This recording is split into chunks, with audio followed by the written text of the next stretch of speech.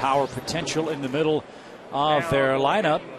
But that's really, to me, the biggest question for this Colorado club, and will be, as long as they play out there, can they put together a team, Joe, that can win in Denver and win consistently away from Denver? Because, as I think you'd agree, it is a different ball game at Coors Field. No question about it, and that's been kind of the rule of thumb for years, is that they can really clobber you at Coors Field, but what do they do when they get away from it? And for this team, they're beginning to show some signs, Chip, of more speed, a little more well-rounded athletic team instead of the old Blake Street Bombers that just slugged it out with you. Well, Dexter Fowler, their #1 prospect in their organization. A lot like Jordan Schaefer for the Braves. The difference is Fowler is leading off for the Rockies. Schaefer hits at the bottom of the Braves order. And this kid was one of the more heralded baseball prospects in the state of Georgia when he was drafted, and could have done whatever he wanted to out of high school. Was going to go to Miami and play baseball. Had a chance to go to Harvard and play basketball. Instead, the Rockies swooped in with some money late and were able to sign him, and here he is in the major leagues. Yeah, he got great money for a 14th round pick. Rockies stole him. So Fowler at .250 with a couple of home runs, 9 knocked in. And 10 of 13 in stolen bases. But as he told me before the game, right now stealing first base is a little bit of a problem for him. Well, they've got a couple of guys like that. Garrett Atkins not playing because he's had a horrible month of May. They need him to get back on track. And Lowe strikes him out. That's 29 punch-outs for Fowler. That leads their team. And the young center fielder retired by Derek Lowe to start the game. Comeback fastball over the inside third. Rockies 9th in the league in batting average, which is a surprise that they're down that low given their friendly confines at Coors Field, but they're 6th in runs scored. That'll bring up shortstop Troy Tulowitzki. He's at .250. 5 homers, 12 knocked in. Now, other than Helton and Haup and Seth Smith, a lot of .230s and .250s in the batting average department for Colorado.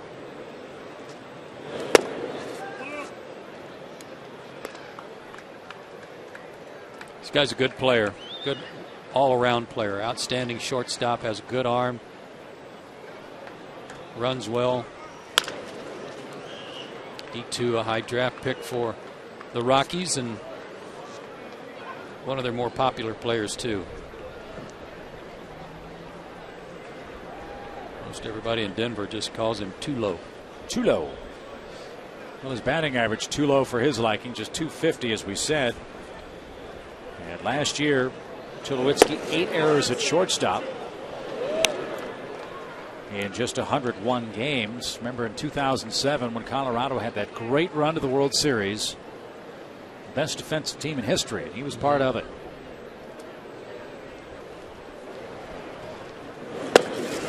That's at the knees, a called third strike. 2 up, 2 down. Tulowitzki didn't think so. Derek Lowe hasn't needed his defense just yet, but he might later on in the game, and they are in the outfield. Anderson, Schaefer, and Francoeur. The infield tonight, on the left side, Jones and Escobar, Johnson and Kochman on the right side, Brian McCann doing the catching. Here's Todd Helton.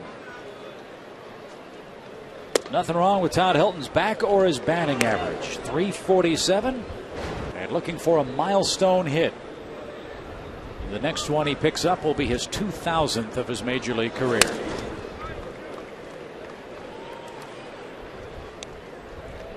Missed a lot of the season last year trying to get his back right, so they're happy to have him healthy again.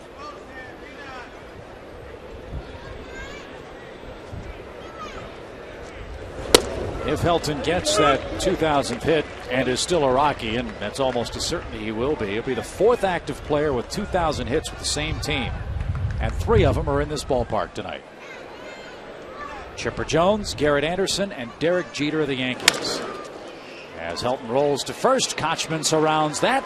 And Lowe has a very easy 1-2-3, top half of the first. Jason Marquis to the bump in a scoreless game.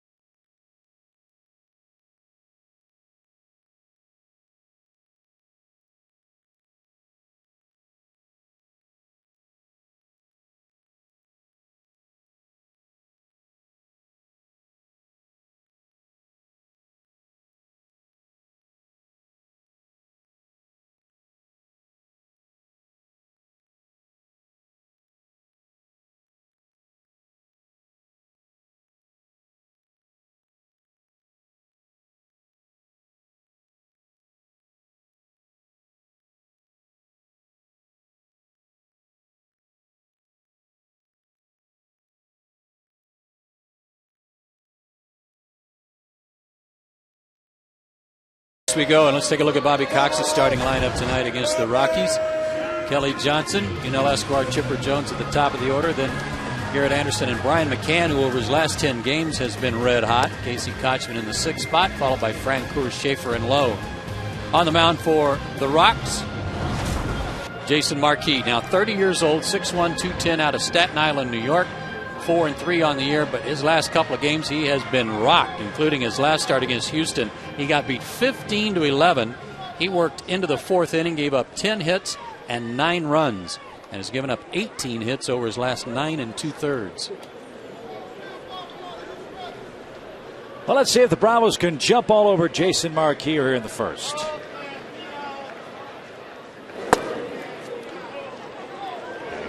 First pitch to Kelly Johnson is a little low. How about the stash working for Marquis? A little different look.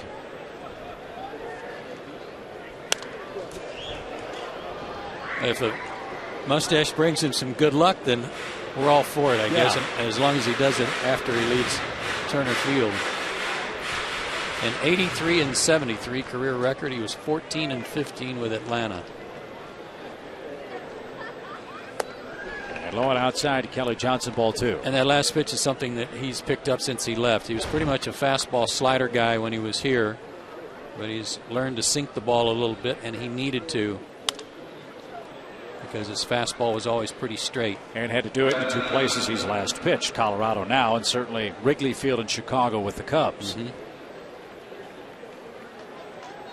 Bob Apodaca, the pitching coach for the Colorado club. They've got a couple issues they've got to figure out. As Kelly rolls one toward Barmas at second, he goes to a knee and makes the play. And there's your first out.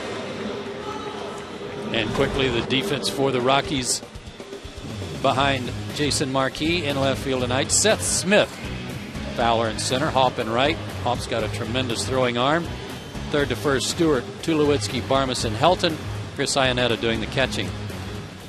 And those issues for Colorado, they've got to get Aaron Cook going. He's their ace. And they've got to settle on a closer and get that bullpen straightened out. Escobar, a bunt try, fouled it back, strike 1.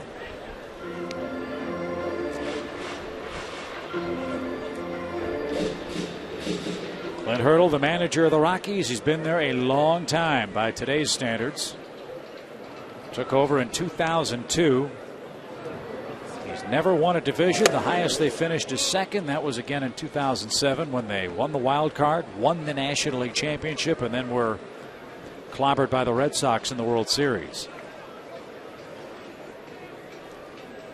It's funny how that worked out. They won that playoff game against San Diego and then beat the Phillies. I think they swept the Phillies and swept the Diamondbacks before getting swept. But they were on such a roll. It was incredible, winning 22 out of their last 23, something like that. 21-1 over that stretch. Make it. I mean, they were left for dead. Yeah. And if Trevor Hoffman hadn't blown a couple saves up in Milwaukee, it would have been a hang with him. Thanks for coming. Yep. But Hurdle in the last year of his contract as Yunel rolls one to third. That's tough play and a long throw way too late. Ian Stewart, a terrific effort to get to that ball. But Escobar, an infield hit, first of the game.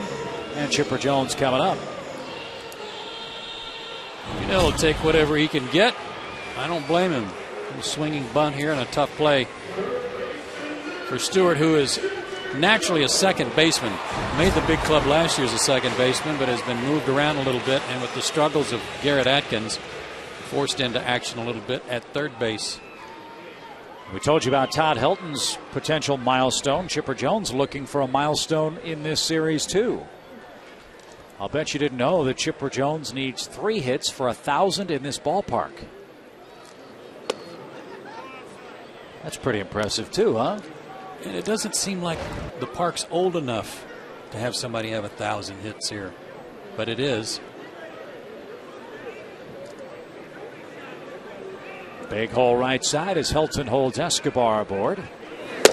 And Marquis down and away, ball 2. Pitching very carefully to Chipper. He's the man that's hit Marquis hardest in this Braves lineup. 4 lifetime hits, 3 of them for home runs. See the sun breaking through too. Kind of a tough right field right now. out there for Brad Hawk.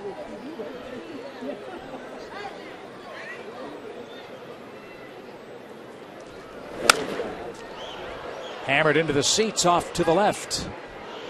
And out of play. 2 balls and a strike. Jason Marquis is a very likable sort, but part of what's followed him throughout his career has been stubbornness.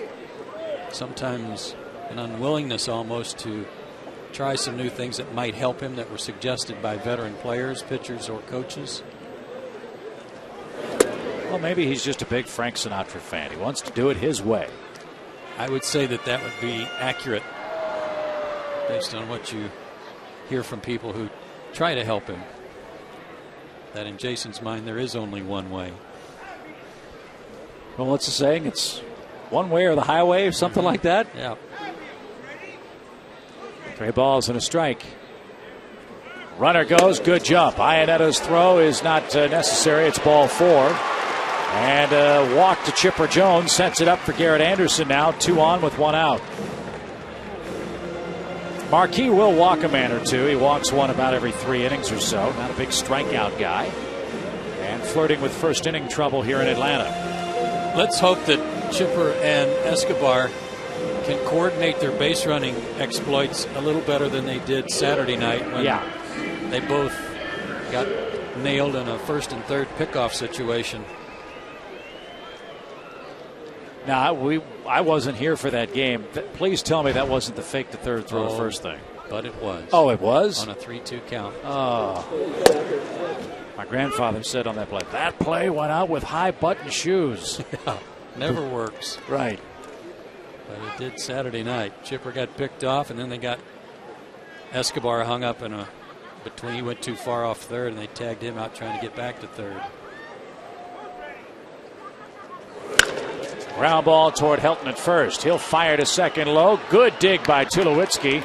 And Marquis did his job. Well, that's a pitcher's best friend. He gets 2 for the price of 1. Braves strand a man in a scoreless first at Turner Field.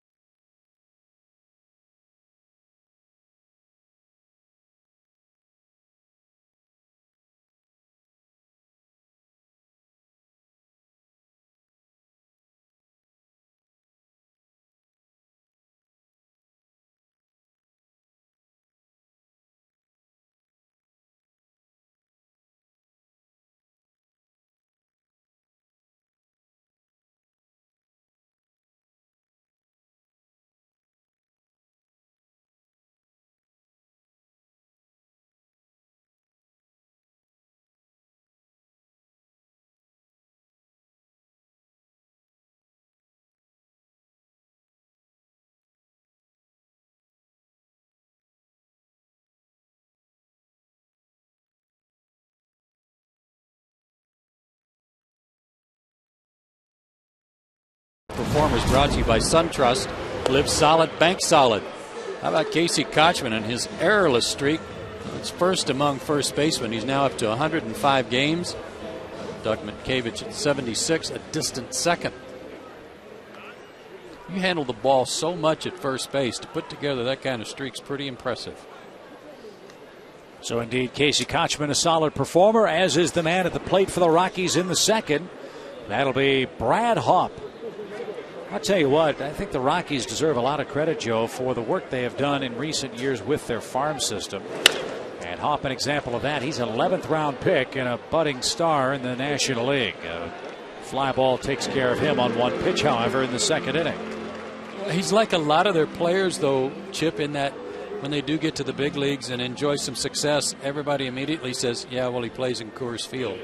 But Brad Hopp's got enough power to hit him out of any ballpark, and as we said, he's got a good arm in the outfield, solid defender. So Chris Iannetta, who was Brian McCann's teammate on the WBC team behind the plate, hitting just .233, but with 7 home runs and 16 RBIs, including a grand slam Wednesday.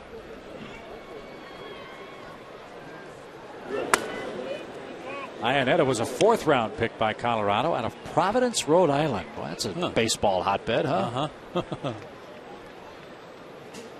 He's one of those guys that has not enjoyed his time away from Coors Field so far this year, just a 178 average. Chris also played collegiately at North Carolina and was probably a very big basketball fan there, too. Who isn't? 2 balls and a strike.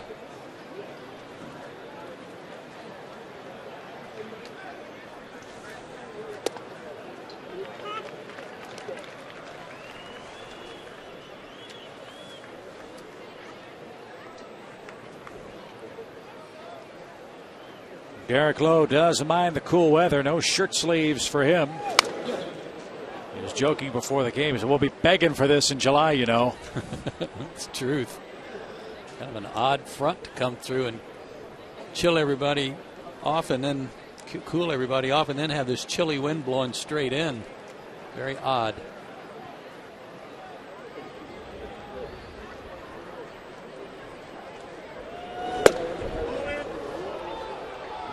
Try the inside corner. Was that a changeup? 3-2. Like he turned it over a little bit almost. Had some good late movement on it.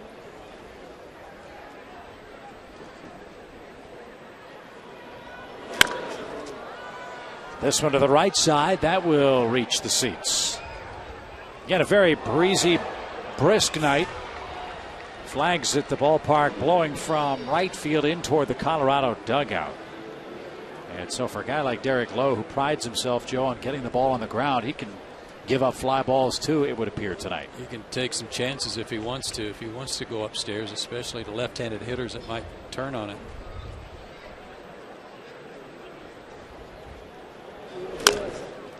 Iannetta's got some pretty good numbers with respect to his career homers, 31 of them in 693 at-bats. So a good ratio of homers per at-bats for a guy who has been labeled somewhat of a part-time player behind Yorvit Torrealba, but not anymore. He's the everyday guy. Yeah, Torrealba was one of their stars in that 07 playoff run. Had a big home run in the playoffs against Arizona that got him to the World Series. And deep in the hole at short is Escobar. Catcher running. Look at that laser to nail Iannetta. 2 out.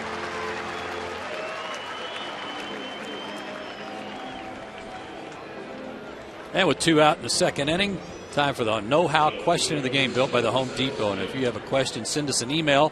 And if chosen, Chip and I will answer it later in the game. Send your email to braves@peachtreetv.com. Please tell us your name and where you're from. And don't forget, for more saving and more doing, that's the power of Home Depot. Here's Seth Smith. He's hitting .308. And he too jumps at the first pitch. Lowe will take that all night long, and the fly ball lazily hit to left retires the side. 6 up, 6 down for Derek Lowe. Scoreless game so far in Atlanta.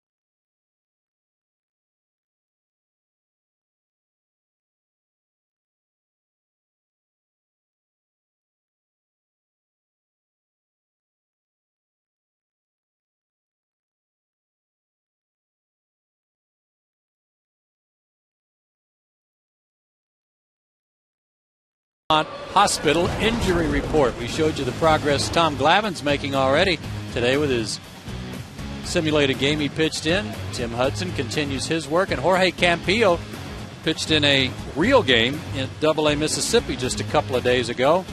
A couple of innings, gave up one hit, threw a lot of strikes. And a reminder, get the perfect balance of health and care at Piedmont Hospital, the preferred health care provider of the Atlanta Braves. Visit PiedmontHospital.org.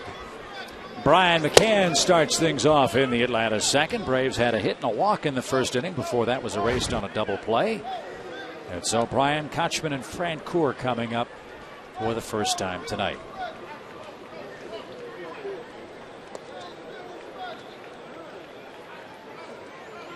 Brian told me before the game that he was happy with an adjustment on his glasses, and I thought he meant like in the prescription or the style. And he goes, no, I'm just wearing them a little lower on my nose so that I don't get quite as fogged up. Hey, it's trial and error, man. Yeah, it is. And frankly speaking, it's good practice for the next 28 years of his life. Exactly. That's very good. Right? Yeah. I thought I'd just get a big old spongy thing to put over the nose piece on the bridge. It didn't make it stick out. Yeah. Somewhere. He can get one of those breathe right strips. Whatever he's doing, keep it up. He's on a tear. That average climbing up toward 280 and doing so very quickly. A leadoff hit.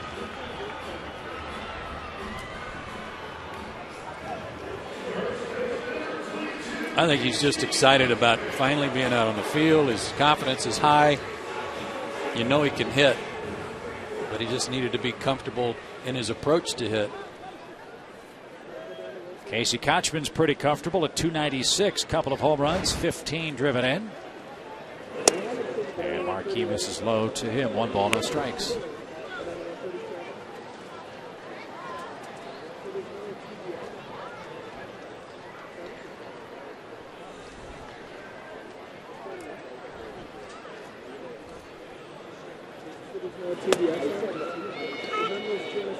It's 1-1. As a hitter on a night like this, the wind, as we showed you, blowing about 10 miles an hour. It's probably blowing a little stiffer than that now to get old Glory starched out. But as a hitter, it feels like it's blowing about 100. Yeah. You know, you're just thinking, there's just a gale in my face. How in the world am I ever going to get a line drive to go somewhere? And his job number one, don't get jammed. Cool night like tonight? Yeah. I mean, that's just about any time. But on a cool night, you're right. You're going to feel those bees a little more on a night like this. Casey doing the do-si-do in the batter's box to get a toe hold. Now 2 balls, 2 strikes. Todd Helton playing behind Brian McCann, not expecting him to be moving. He's not. And Kochman reaching for the ball is down on strikes. First strikeout for Jason Marquis in the game. He did take a funny swing, too.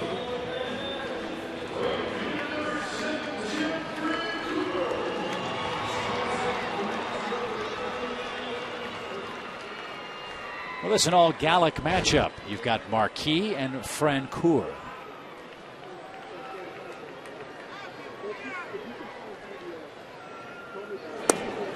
Way outside, ball 1. Jeff at 252, 3 homers, 19 runs batted in.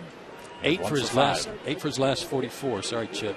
8 for his last 44, and that includes 5 singles. He's got to get back to the way he started the season, a little more of a right field approach. You look up at his numbers, Joe, you see 3 homers, 4 doubles, 2 triples, 9 extra base hits, and we're almost 2 months into the season. Does that concern you? Yeah, it does. It certainly does. To me, guys who have the big extra base numbers are guys with tremendous bat speed. They're quick. They might even get fooled, but because of their bat speed, they're able to drive the ball in the gaps, hit the ball out of the ballpark. And when a guy's extra base hits are off, that's the first thing I think of.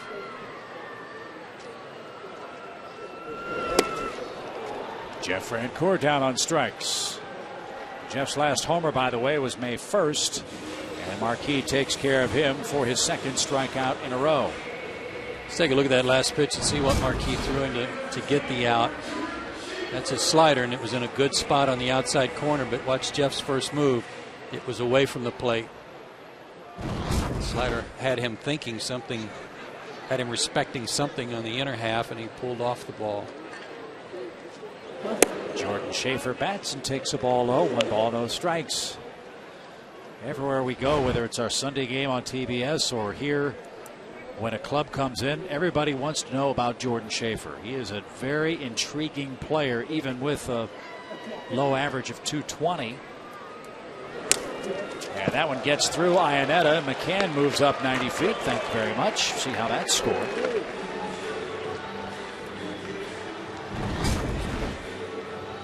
Is it in the dirt? No, it was just a poor attempt to catch the ball. Tried to pancake that one. Should be a pass ball. And Jack Wilkinson, I believe, the official scorer tonight. Never gets them wrong. And got that one right. 2 balls, no strikes.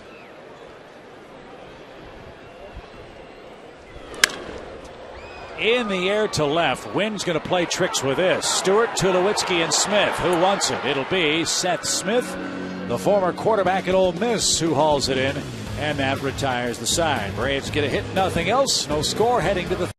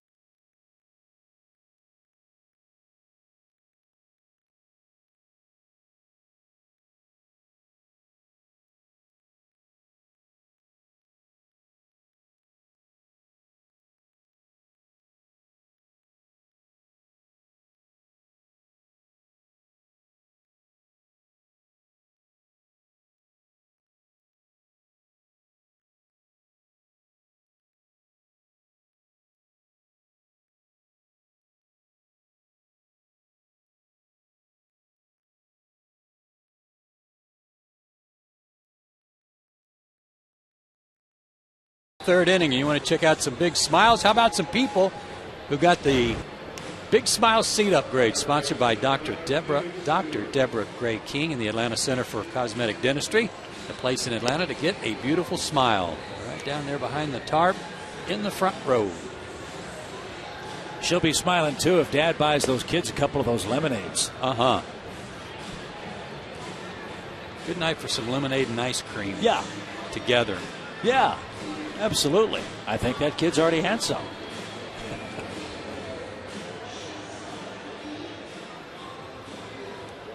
Scoreless game, third inning. Stewart, Barmas, and Marquis coming up. Couple of strikeouts, couple of groundouts, couple of flyouts for Derek Lowe so far, so he's mixing it up.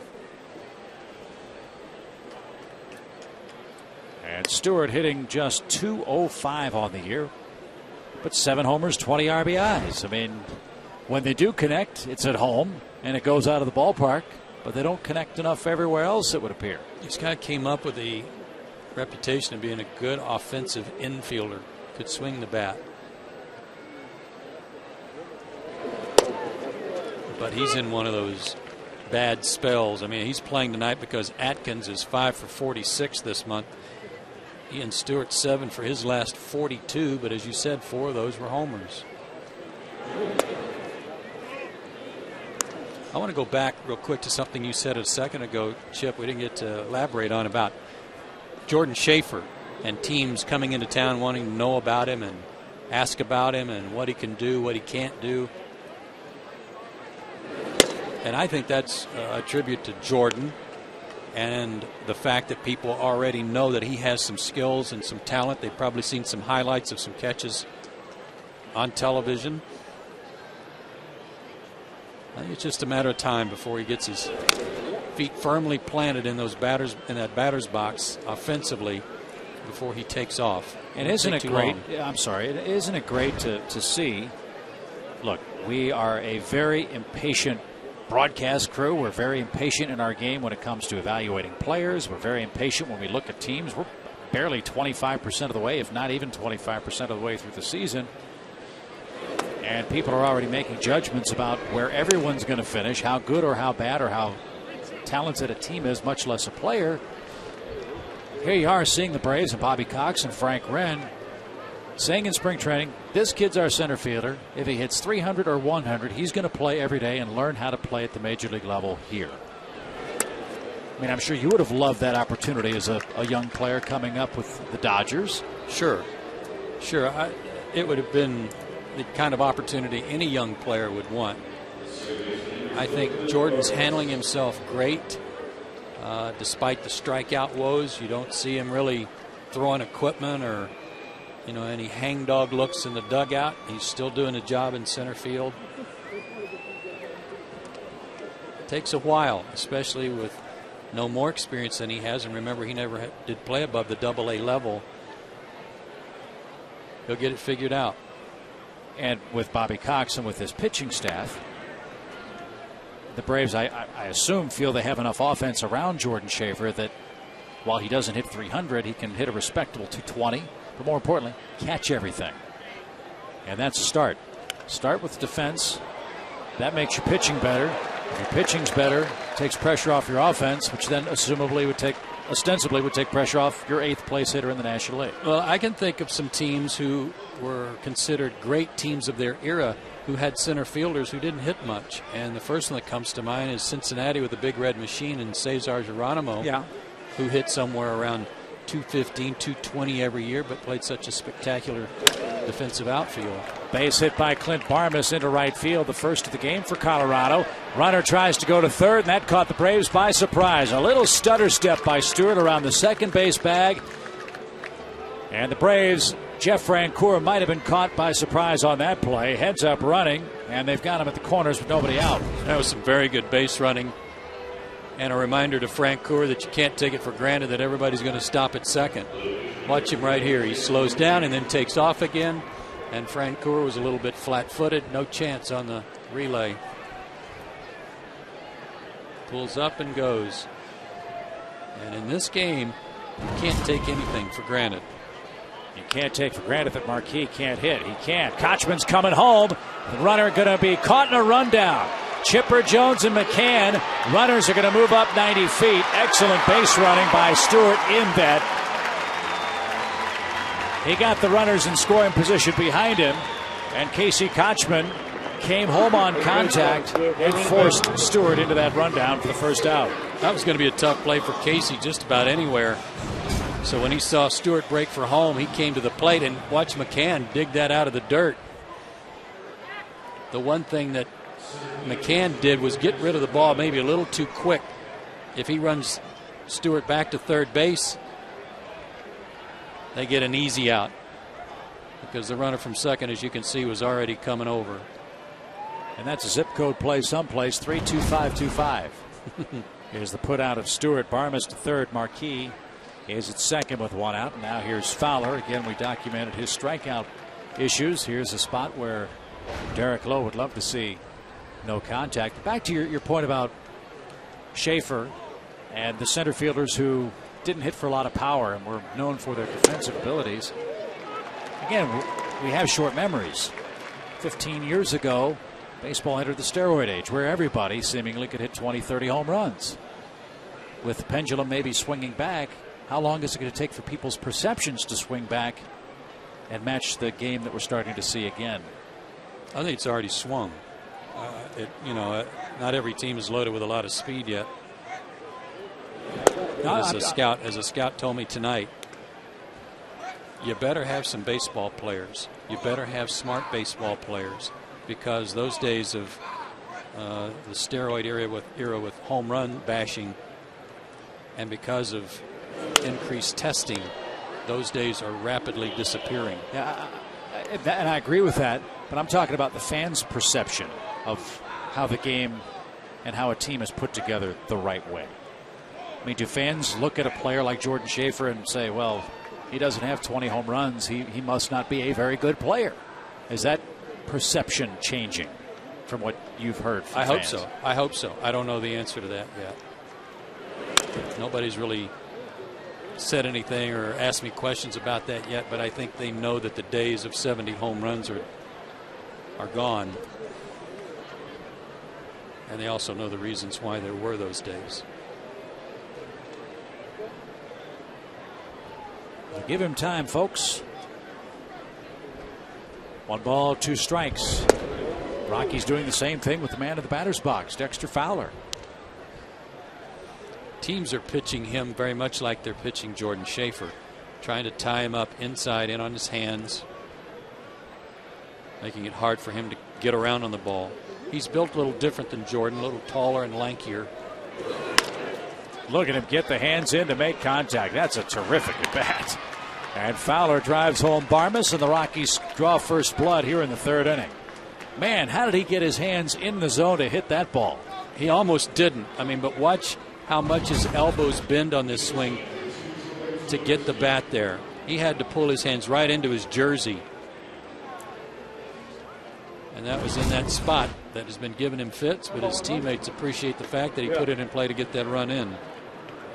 That's a baseball play, isn't it? It is. Make contact, you're going to score a run. So Tulowitzki bats. He's hit safely in 7 of his last 8 games, but took a called 3rd strike and argued about it. It should be noted in that 1st inning tonight. He shows bunt. Streaking down the line was Marquis, but he's back safely.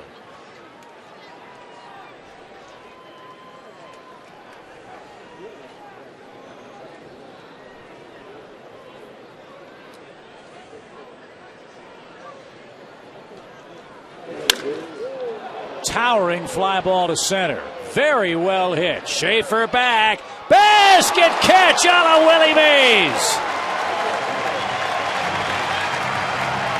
Wow. He knew he'd run out of room, but he didn't want to take his eye off the ball and spin around. He even had to go to his right some a little bit. Wind held this ball into the ballpark and gave him a chance to run under it.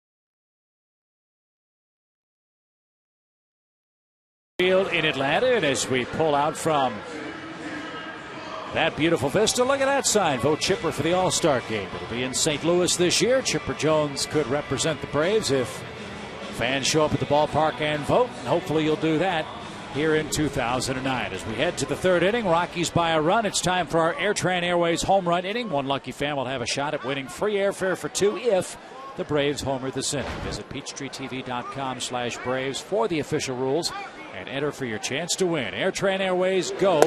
There's nothing stopping you. I miss banners like that hanging around the ballpark. You know, little the homemade ones. Creative, cute signs.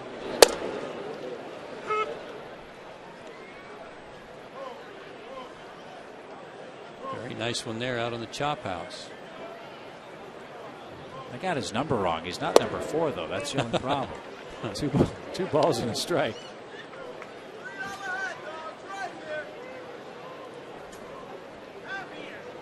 Well, that'll be a great scene in St. Louis, Busch Stadium. Great baseball fans there for the All-Star game. You know, it will be loaded with red. Oh, yeah.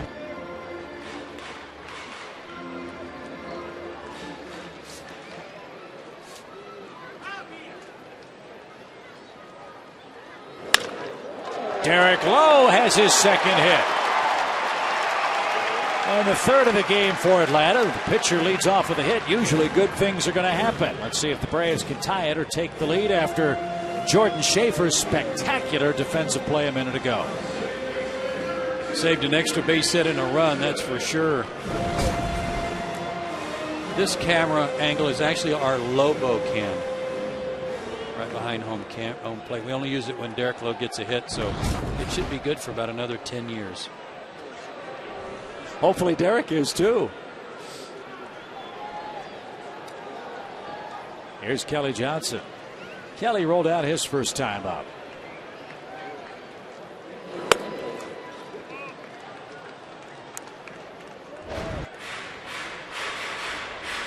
Braves, as you know, with the rain out yesterday, had to shuffle their rotation around.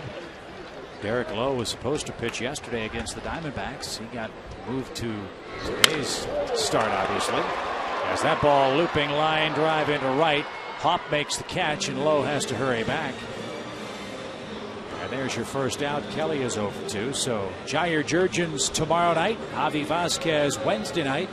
And then Chris Medlin, the rookie, debuts on Thursday night. He was supposed to pitch originally tomorrow. Yeah, I can't wait to see him pitch. I'm sorry the rain out pushed him back a couple of days, but that keeps everybody else with just 1 extra day's rest instead of 2. So there are the 2 principals who will pitch the next 2 games for the Braves. As Escobar, an infield hit his first time up, drives one into the second deck and down a strike. Marquis fastball pretty good tonight, 92 miles an hour. There's Jorge Campillo back with the club after one of his rehab assignments.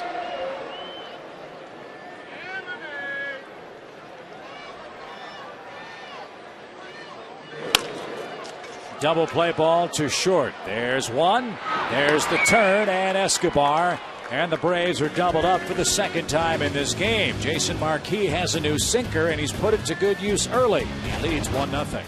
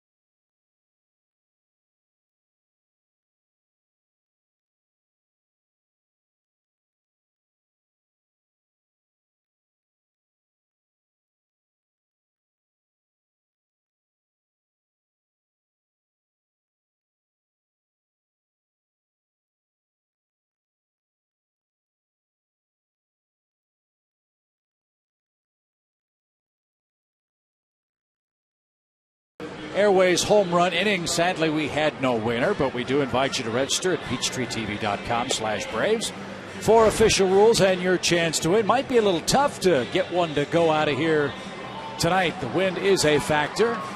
And so far, an early run for the Rockies has stood up. They lead 1-0 as we head to the fourth inning with my partner Joe Simpson and our producer Glenn Diamond, our great stat man Hal Galima, tonight at Windy Turner Field. Here's Todd Helton. He's got a hit in every road game the Rockies have played this year.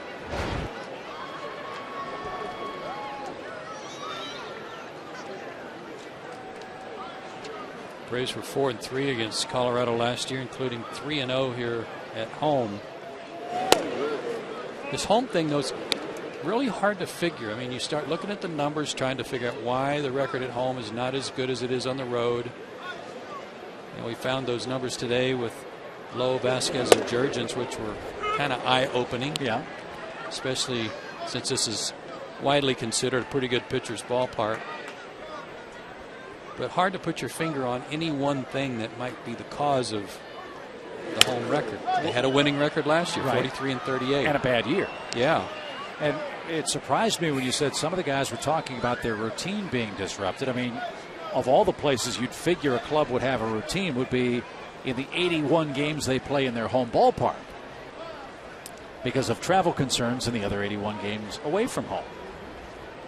Well, I think when you're on the road, when a player's on the road, he is not tugged, pulled, yanked. He doesn't even have his own distractions. He's not getting in the car, driving around town, doing things, running errands. It's solely baseball. It is literally eating, sleeping, and drinking baseball when you're on the road. And the guys, I think, get to the ballpark earlier on the road than they do at home. So they're able to get in a little more work, get a little extra batting practice. They're more relaxed. And you're in no way suggesting that they're not getting their work in because they're distracted by home activities. No, I just don't think that they get here at the same time every day. They're such creatures of habit. They may try to, but there are things that sometimes get in the way. There's a ground ball. Deep second. Kelly Johnson spears it and robs Helton of what would have been a milestone hit. Good play. 1 out. And remember, that was one spot defensively that gave Kelly trouble last year, was going to his backhand. He made a real nice play on a hard hit ball going to his backhand here and didn't rush himself. That was a good play. Every era is different. Every player is different. Every home city is different. What was your routine? What does a major league player do to get ready for a home game when they're in the middle of a homestand? Mine usually started with vacuuming.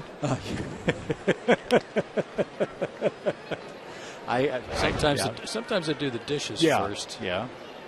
In other words, whatever you were told to do. I hope Kathy's not watching. And once that was over with, then what happened? She'd be given one of these. Yeah.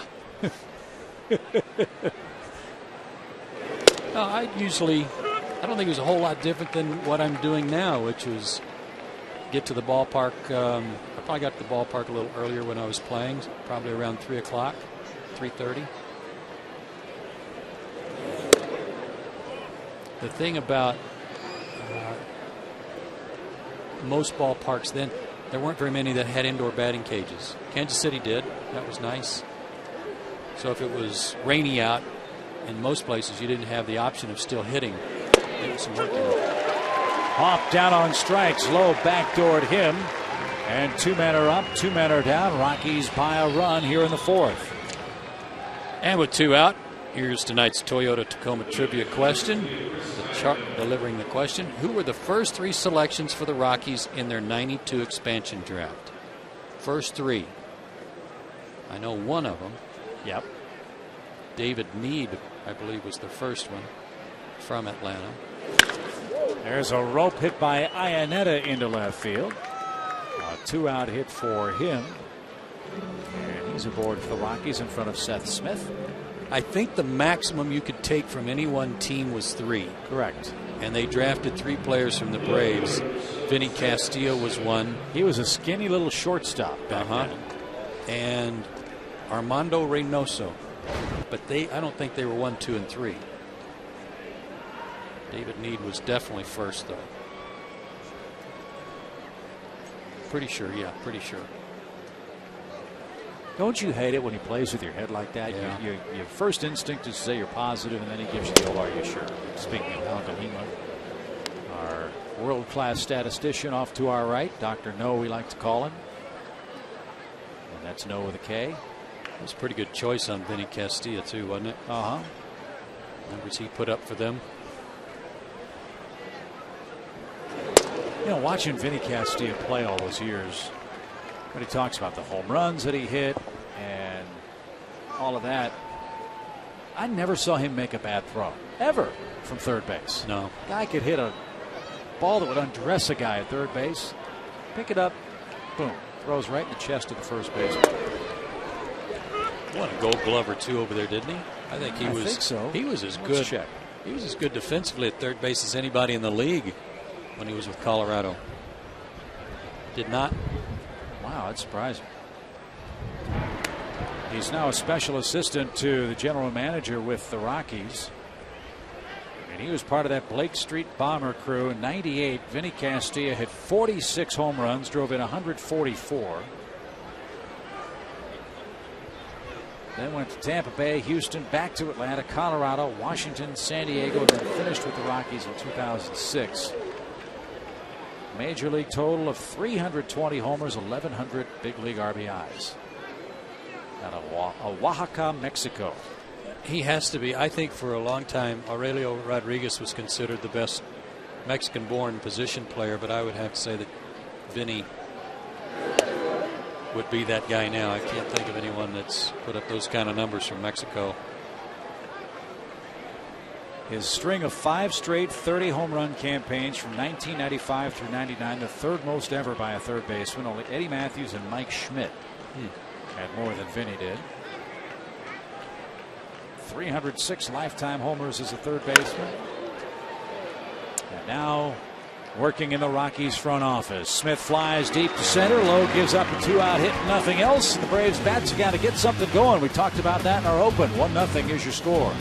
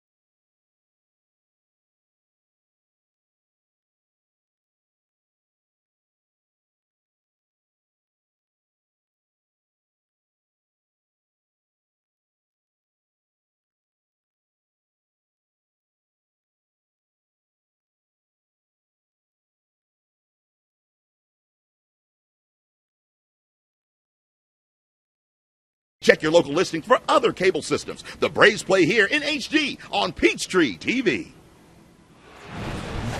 Hey, let's get some runs. I'm all for that, Harry. Bottom of the 4th inning. Heart of the order coming up. Chipper, Anderson, McCann. Give that young man something to cheer about. Yeah. Not careful, he's going to start chewing on the sign. Chipper walked his first time up. Anderson hit into a double play his first time up. McCann singled his first time up. That's the threesome do first against Marquis.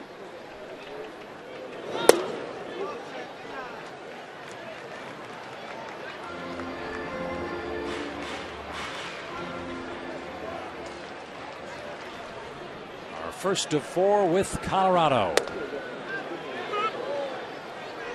Remember last year the Braves had a game snowed out in Colorado early in April and had to go back and make that up on an off day between Anaheim and Texas. That was rough duty. When are they going to make up the Arizona game? I have not heard. I know there's a common off day in August when Arizona's in Philadelphia. They would like stop off here after being in Philadelphia. The 17th, I think. Does that sound right? I believe that's right. Chipper into right field. That's going to drop. Ball knocked around by a hop, but no further advance. And leadoff hit starts things off for the Braves here in the 4th. That's 998 career hits for Chipper Jones in Turner Field. He's swinging the bat so well from both sides of the plate. Got a slider, didn't do much there that helped, but he's driving the ball. I mean, the ball's jumping off his bat. And out of respect for Brad Hopp's good throwing arm, decided not to try to test that, and that was a good choice. Well, Chipper was aboard in the first inning when Anderson was up, and Todd Helton started a very slick 3-6-1 double play.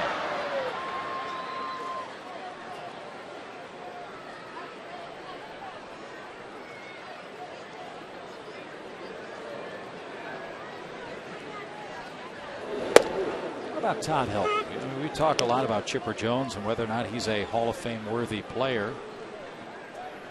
Todd Helton still got a ways to go before he finishes playing. He's not yet to 2,000 hits, but is that guy going to make it to Cooperstown? Not with just 2,000 hits, but he doesn't get his just due because of Coors Field. Has a batting title under his belt and good career numbers batting average wise, but I don't think anybody's going to give him the respect he's probably due because of where he plays. Yeah, that's the toughest part of it. He had a chance to go to a very good ball club in Boston a couple of years ago and vetoed the deal. Helton for his career, as Anderson awaits at 0-2. Let's see, at home and on the road. That's what I was looking for. I'll bet you it's pretty close. He's a lifetime .328 hitter. But there you see his resume. It's real impressive. And that quarterback thing over P. Manning, that was Paul Manning. Paul Manning, yeah. Yeah. Seth Smith, who plays for Colorado, had another problem with a Manning. Yeah, he did.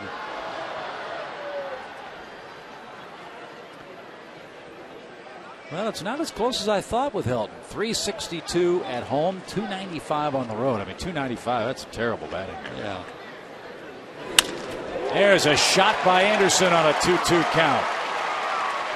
2 on, nobody out. Second time through, trouble for Marquis.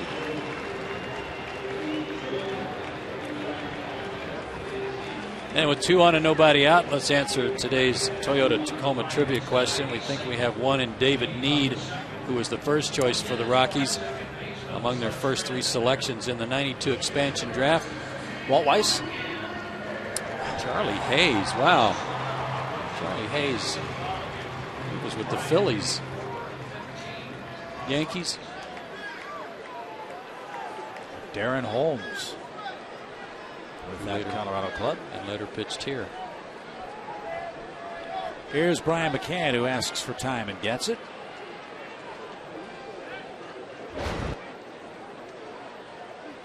Only a matter of time before BMAX stroking above 300.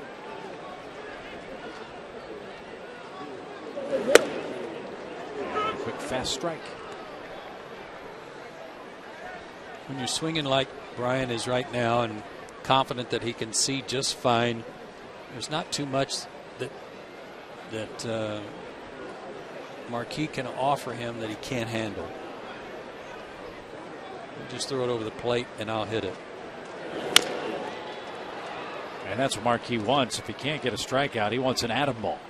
Hit it hard, but hopefully his defense will be in the right spot to get him out of trouble. You mentioned Helton starting that double play in the first inning, and then Tulowitzki started a double play last inning. That was a beauty. He really fired a rocket to Barmas at second base to get that one going. Well, Colorado, I mean, there are some pieces here that are very intriguing with this club. They haven't played nearly as well as they had thought they would or hoped they would. And they've got to hope they're not in too deep a hole out west. Woo. Woo. Jeff Nelson looked like he was rearing up to ring him up and didn't. Watch the umpire's reaction here on this backup fastball. Stood up. No. And the left thumb you saw of Nelson, as if to say the ball was up. 1 ball, 2 strikes, 2 on, nobody out. 1 run Brave deficit. Almost to the screen. Colorado 10.5 games behind the Dodgers. They'll continue to play without Manny Ramirez. But the Mets in San Francisco beat them 3 out of 4 times, and now the Giants 6 games behind LA out west.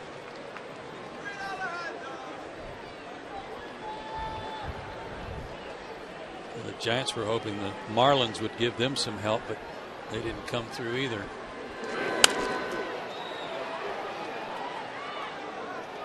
Everybody's hoping that with Manny Ramirez gone, they'll make up some ground on the Dodgers. Hasn't happened yet. Giants have picked up a game or 2, but that's about it. But they ran into a hot Mets team.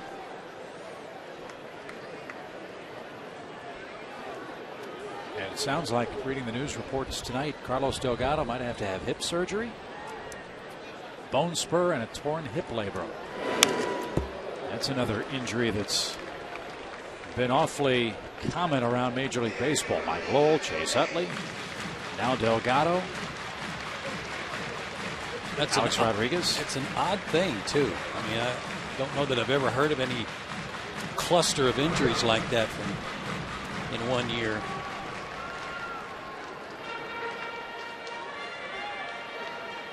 It's really a good swing by Bryan that prompted a visit from Iannetta to try to figure out a way to get Bryan out.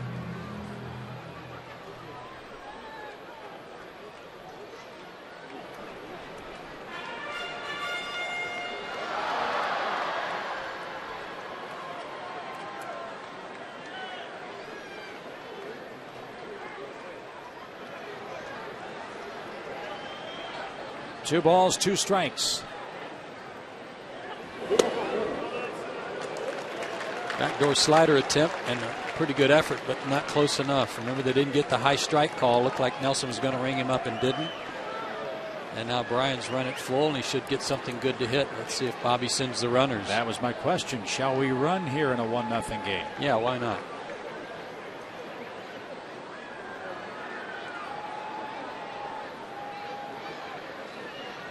They're going. Breaking ball hammered into the corner, but foul.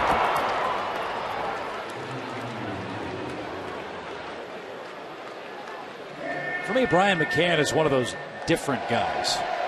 And by that I mean when the ball hits his bat, it sounds different. Even that ball, which was hooked, had that different clicking sound to it. It does. Yep, a different sound and definitely a different jump off the bat. If they ran before, you figure they'll be running again. Let's see. They are. Ball 4, bases loaded, and nobody out.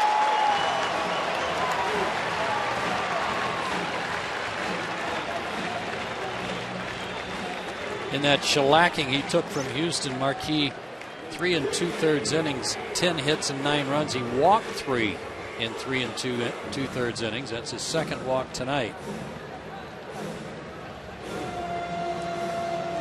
Golden opportunity here for Atlanta to tie it up and take the lead.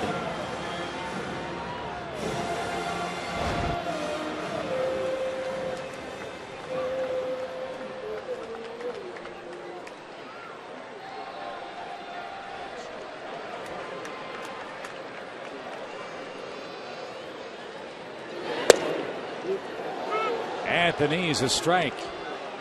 Well, Casey Kochman, who believes in the credo of speak seldomly and carry a big stick, hitting .385 this month with runners in scoring position.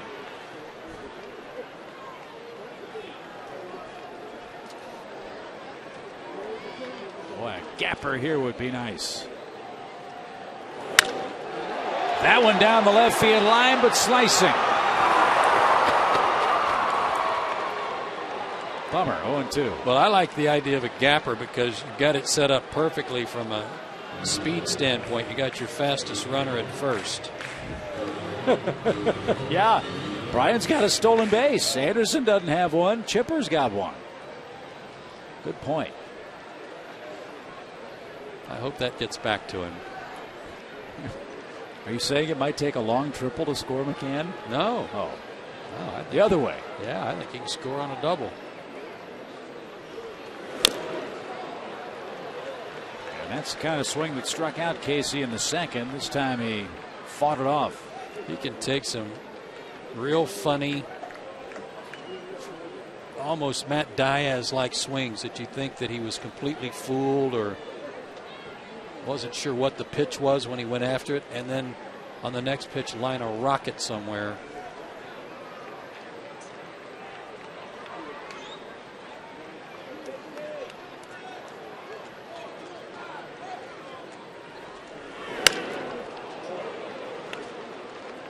Len Hubbard dodged that bullet. No balls, 2 strikes. Speaking of Rockets, Rocket Wheeler, the manager again at Myrtle Beach for the Braves, does a great job.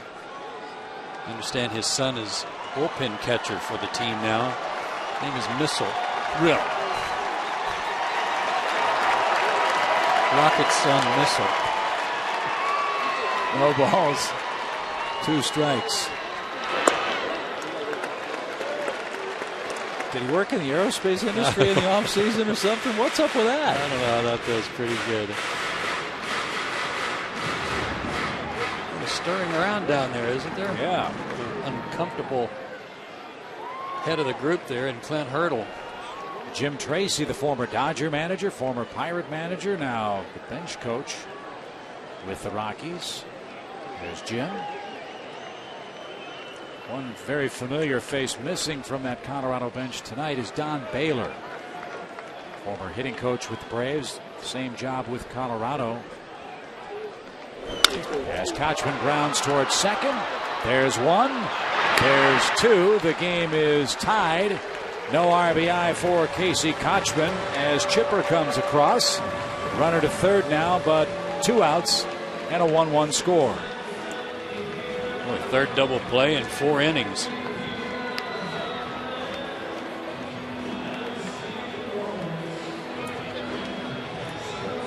Well, Casey got the man home, but you know he was looking for more than that. And now Jeff Francoeur, the batter, and Iannetta and Marquis have had more meetings than the NATO or UN Security Council in this inning. I mean, every batter, they're out talking about how they want to pitch. Kind of walking him through this inning, isn't he? Man, maybe that's why Clint Hurdle is nervously pacing in that Colorado dugout. Troubles for Jeff with 2 out runners in scoring position after a hot month of May, one that reflected a solid average as well. His May numbers down.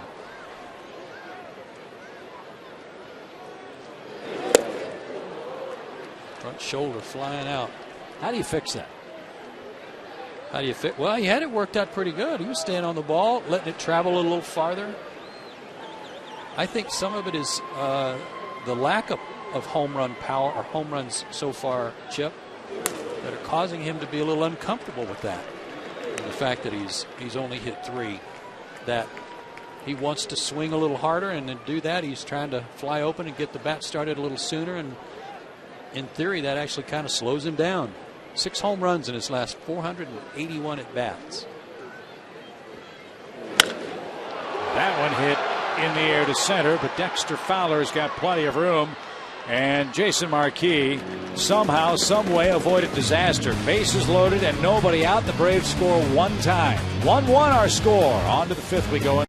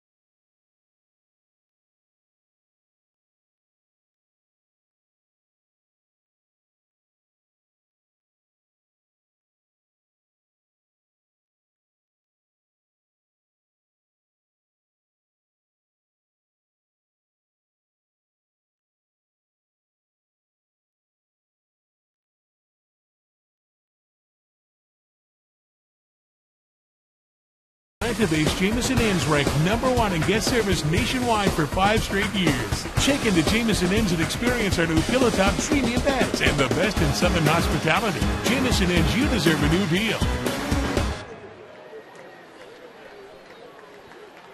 Well, somebody's touching home plate tonight. Yeah. Haven't been many of the big leaguers, though. 1-1's our score after 4. That's his swing. Ooh. Take off, buddy. That was a pretty good hack. Uh-huh. You could work with that kid. Like a maple tomahawk.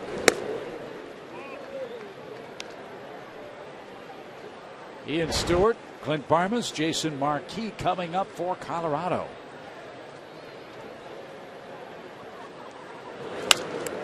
They've hit 21 home runs this month. Granted, we know where they play, and everybody gives credit to Coors Field, but 21 home runs this month compared to 10 for Atlanta.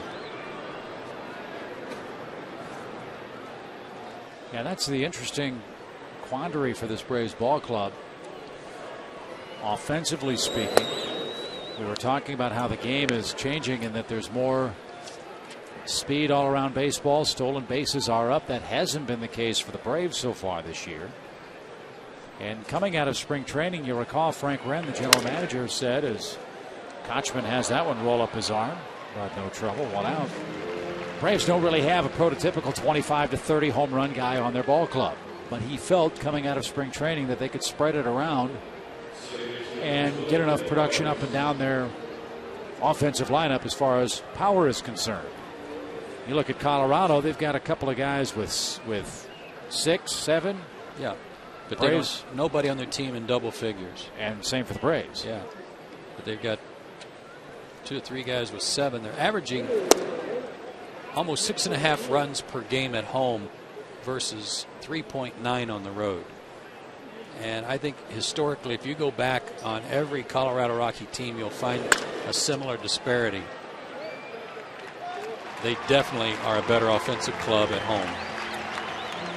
What effect do you think they have in not having Matt Holliday in their club now? Matt's not having a very good year with Oakland. Huge hole. I mean, it's just enormous that offensively he's not in there. He won a batting title and was having tremendous years. I don't expect him to stay with Oakland all year long. I figure before the end of July at the trading deadline he'll be gone somewhere. But at what cost? I mean, you know what Billy Beane was thinking. Let's get him to Oakland, have him hit 15, 20 home runs by the break, and then pawn him off to somebody else and let them sign him and get a king's ransom in players. It hadn't worked out that way. No, he hasn't played well.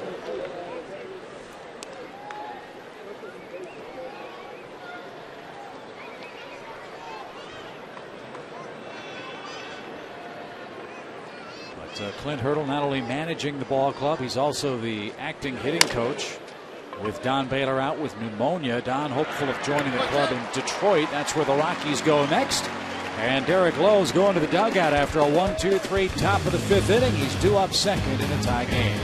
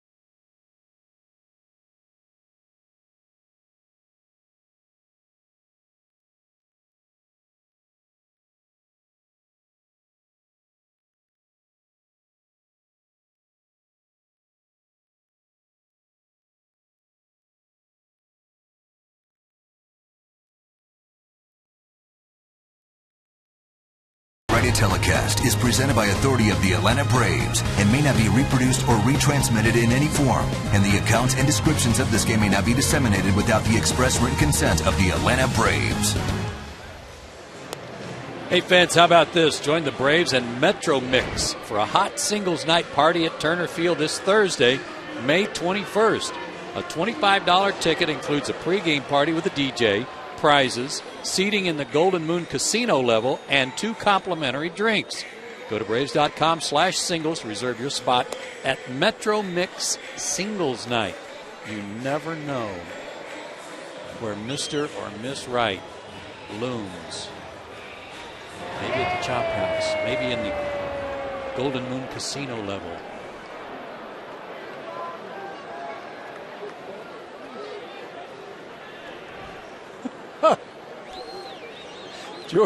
Jordan Schaefer leads off the 5th inning. 1-1 game. And Marquis misses low. We were talking about Jordan Schaefer quite a bit early on, and you mentioned something about fan expectation. Lifted to left and right at Smith. And I think we all got so excited and happy and jacked up for Jordan when he hit a home run his first at bat, hit his second homer in the 3rd game, that everybody was like on cloud 9. Boy, where is this going to go? And because it didn't continue a home run fest that first week, everybody's expectations began to kind of level off. I think they got a little too high, and I think they've leveled off a little bit. Are you seeing him making more consistent contact now? I mean, look, he's going to strike out. He's a kid, as you said, playing without any AAA experience, and that's not necessary to be a successful major league player, but I would imagine it certainly helps. But in an offensive player's progression, no contact, more contact, better contact, base hits. Is that reasonable to assume? I think it is. His contact right now, there was a lot of lazy fly balls, and that's certainly an improvement over swinging and missing. If he can just get on top of some of those pitches, I think his results will be a little better, but easier said than done.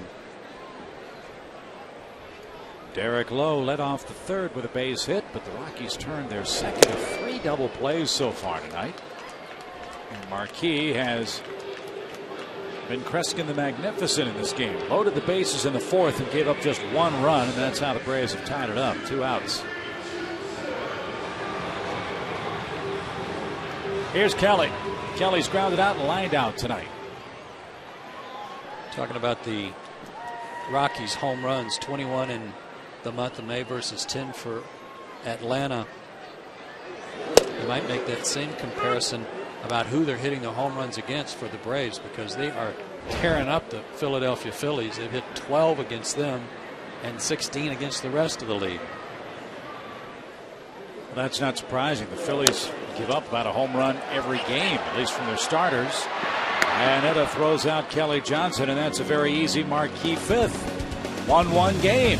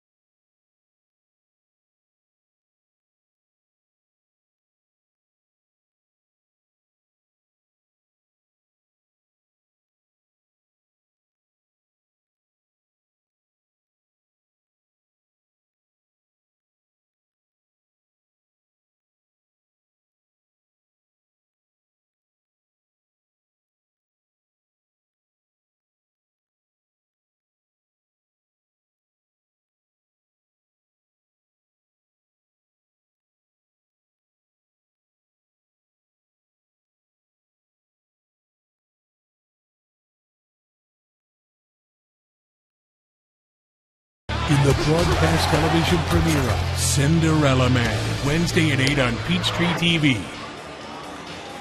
I don't know about you. I don't cry at movies.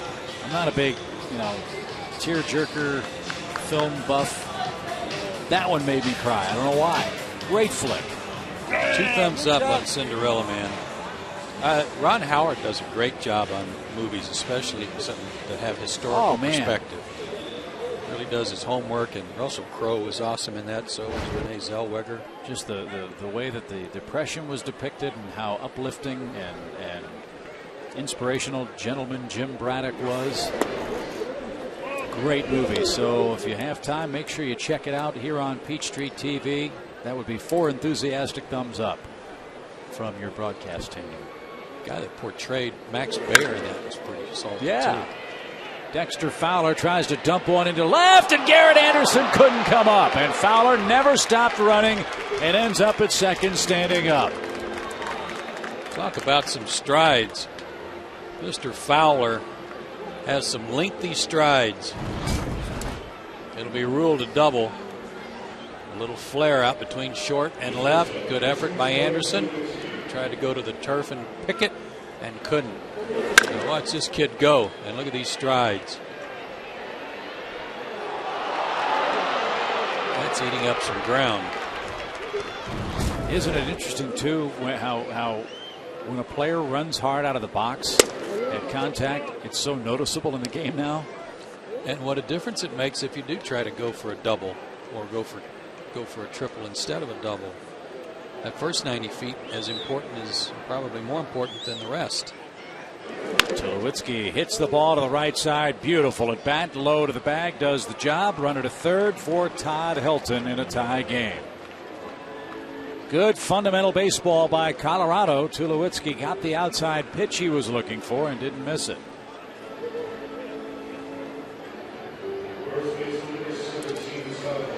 See if the Braves infield plays in here for Helton. Looks like they will.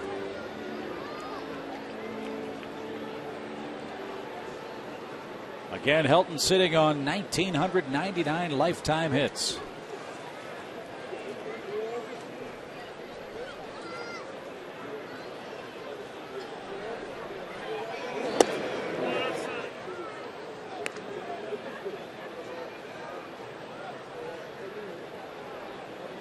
Here's a shocker. Jason Kendall has 1,999 hits too. Is that right? Yeah.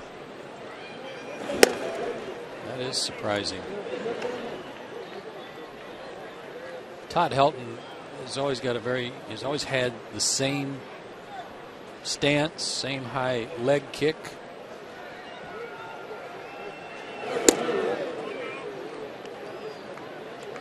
And good balance. He's been a pretty good high ball hitter too for a left-handed hitter, which is kind of contradictory to most lefties who are by nature pretty good low ball hitters. He'll turn 36 this August. He signed through 2011. There's a club option for 2012 at very big money. Yeah, it's like a 20-year deal, wasn't it? I can't remember. Well, that may be a little exaggerated. I think 20 million is the final number on that contract. Maybe that may be a little high. But you think about clubs that are looking for bats. If Colorado wants to try to get out of that contract, and Big Papi continues to struggle for the Red Sox, would Helton go back and revisit that deal? How'd you like to have, if you're Boston, this guy in the middle of your lineup and swinging? That would be unbelievable.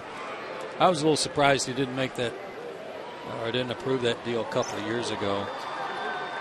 But it worked out because he got to the World Series with the Rockies that year in 07.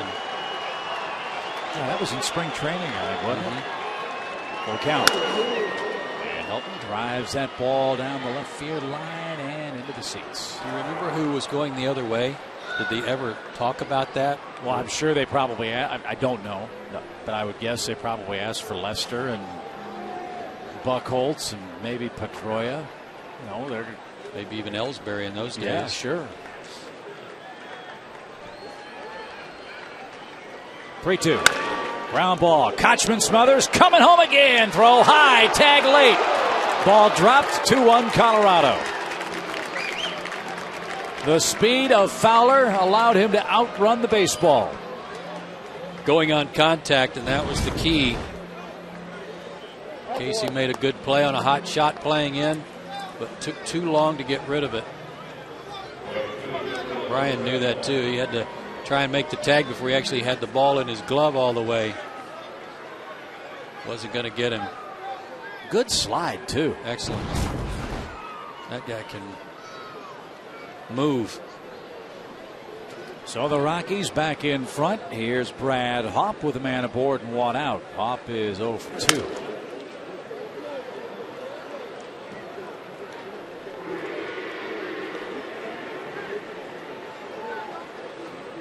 This guy's hitting .393 when he's behind in the count. He'd rather you not go 2-0 on him.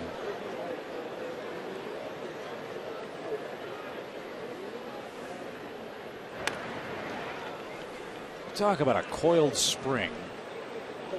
Look at the way Hopp holds his hands in the batter's box. Slightly open stance. Just ready. And an outstanding low ball hitter. Especially down and in.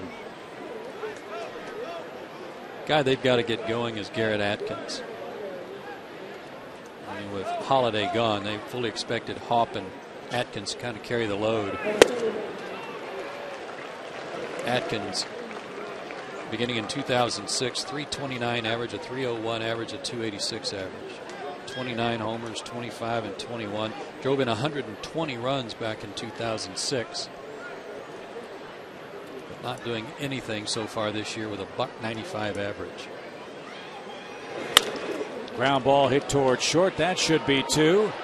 Nifty turn ends the inning, but not before the speed of Dexter Fowler reared up in the 6th inning. A stand-up double. He came home on a fielder's choice, and the Braves down a run behind Derek Lowe in the 6th inning.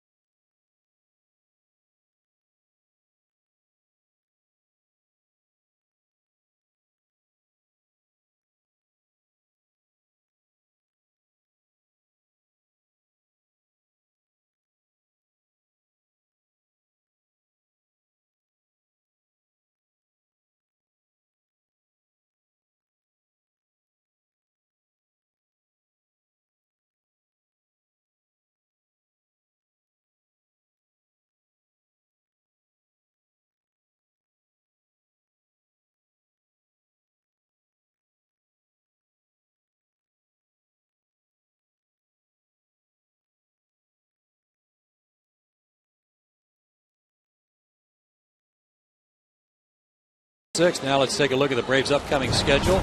Brought to you by AirTran Airways. Go. There's nothing stopping you. Here's the rest of the homestand. 3 more with the Rockies. Back again with you tomorrow night at 7 o'clock on Peachtree TV.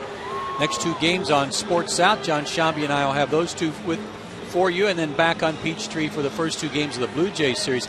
I believe Roy Halladay is supposed to pitch on Friday. He is scheduled for that 7:30 start. And the finale of the homestand on Fox Sports South, that will be Sunday. A 1:35 game will be on the air at 1 o'clock with the pregame show. And Toronto won again today. Did they? They won 3-2, beat the White Sox. They're 27-14. At the moment, 3.5 games in front of the Red Sox. That's Cito Gaston.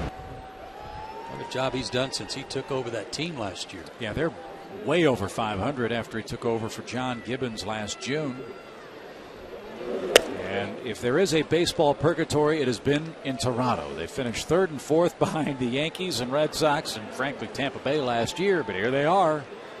making believers out of a lot of people with a whole lot of injury problems in the first 2 months.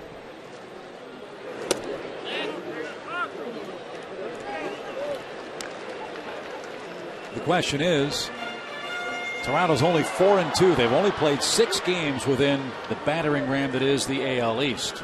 Toronto 77-51 under Cito Gaston dating back to last June. Not too shabby. So those numbers again. Is this Toronto's year? Might be. I'm anxious to see them play. You're going to love Aaron Hill, their second baseman. Missed most of last year with a concussion. He is a big-time offensive player and plays hard. There's a good start. Escobar walks. He represents the tying run. Chipper and Anderson coming up next against Marquis, who's thrown a lot of pitches and had a lot of base runners. A lot of times they'll talk about, you'll hear reports about a manager being fired. And let's use Bob Melvin as an example in Arizona, where writers and people like you and me would say, well, it wasn't the manager's fault. Can't fire the players, and sometimes a managerial change doesn't really do any good. Toronto is altogether different. That was a case where a change definitely did some good, and it reaped immediate rewards for that team last year. And one of the big differences is their approach at the plate. They were a money ball club. Their philosophy was work the count, take pitches. Well, Gene Tennis is back as the hitting coach with Cito Gaston. That's all changed. Chipper hits a ground ball towards second. Will this be another double play? Unbelievable. Tulowitzki unloads quickly. That's 4 double plays in this game. 2 outs quickly in the 6th inning. Braves hit into 2 double plays Saturday night when they got beat 12-0 by the D-backs, and already 4 tonight. Watch Tulowitzki. He really puts everything he's got into his throws. There's no little flip from shortstop by him. It is 100% effort. Braves are almost averaging a double play a game. That's 32 now this year. This is their 37th game. Well, you'd almost think, well, yeah, 4 double plays. Derek Lowe's pitching tonight. Yeah. But instead, it's Jason Marquis who's gotten them. Garrett's hitting to one of those double plays. He's also singled in the game. And so again, the Braves, the numbers tell you, not a club that runs an awful lot. They've stolen just 7 bases this year. Haven't been in a position to hit and run and hit, straight steal. And haven't been able to stay out of double plays in 4 innings tonight. Got that one ticketed toward Tulowitzki. He's got time with Anderson running, and he, like David Eckstein, loads up and throws out Garrett Anderson. 7th inning headed our way. 2-1 Colorado the lead.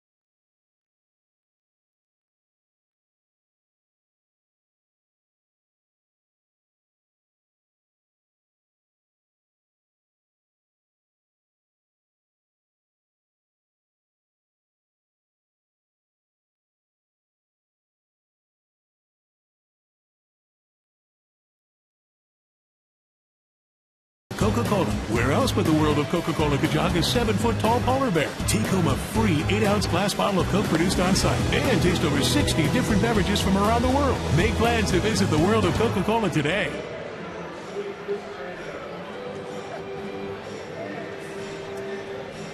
2-1 your score. We head to the top of the 7th inning. Chip and Joe with you from Turner Field, where a small but spunky crowd gathering tonight for Game 1 of our 4-game series. And to this point, Jason Marquis is making liberal use of that infield grass here at Turner Field. 4 double plays by the Atlanta offense. Chris Iannetta starts things off. He's the Colorado catcher. Yeah, he'd only induced 3 in his first 7 starts and has 4 tonight. He's had a few atom balls. Maybe it is the mustache. Who knows? He lets that grow a little bit more. He's going to have a Snidely Whiplash look to him. What? Snidely Whiplash. Remember the real evil guy on in cartoons? Oh, yeah. He'd always tie poor Nell to the railroad tracks. Right. The Bullwinkle thing, right? Yeah. Okay, I know what you mean now. We need more guys like that. Everybody's got the goatee. I'd like to see the Raleigh fingers look back. No wax there. Then that would be good. Be tough to catch with that, though. That's a strike. 2 balls, 2 strikes your count. Be kind of cool to see a whole team with ZZ Top beards. Love it. Yes, he did.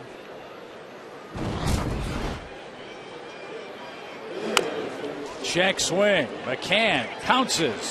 Has to hurry, and a good stretch. One catcher to another. Retires Iannetta. 1 out.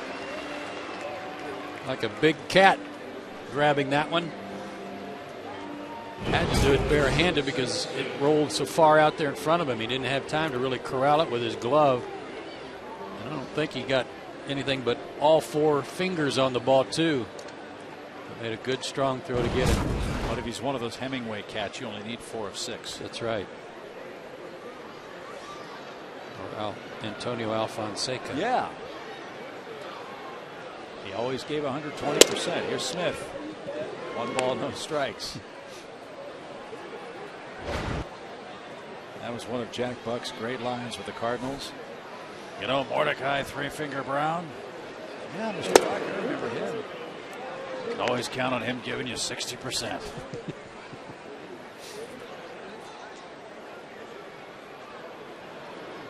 Boy, do I miss him. He was just awesome. 3 balls, no strikes to Seth Smith.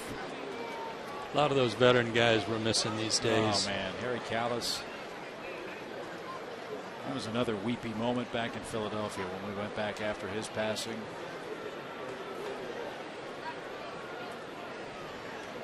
Very, very sad day when Harry Callis passed away. 3 balls and a strike. Well, I was thinking a little closer to home, but yeah,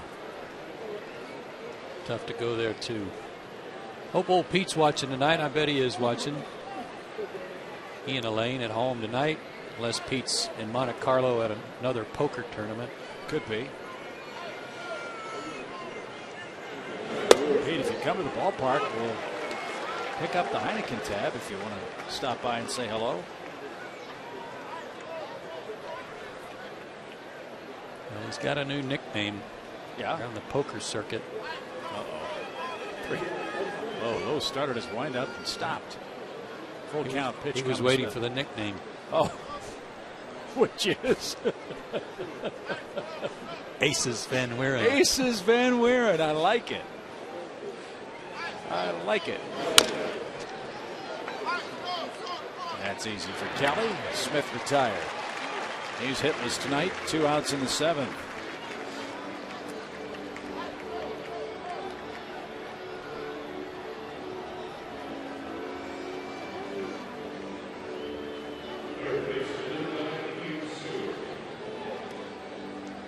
Ian Stewart bats. What a well-pitched game, but if you come to the ballpark liking to see offense, hasn't been much. Get back to the points that we were talking about in the open. The Braves' top starters have not fared that well at Turner Field this year. It's not that they haven't necessarily pitched well, but I got to tell you, I'm a little concerned about this Jekyll and Hyde offense for the Braves. One day they look like they're going to score 6-7 runs, and the next night it's a struggle to score 2.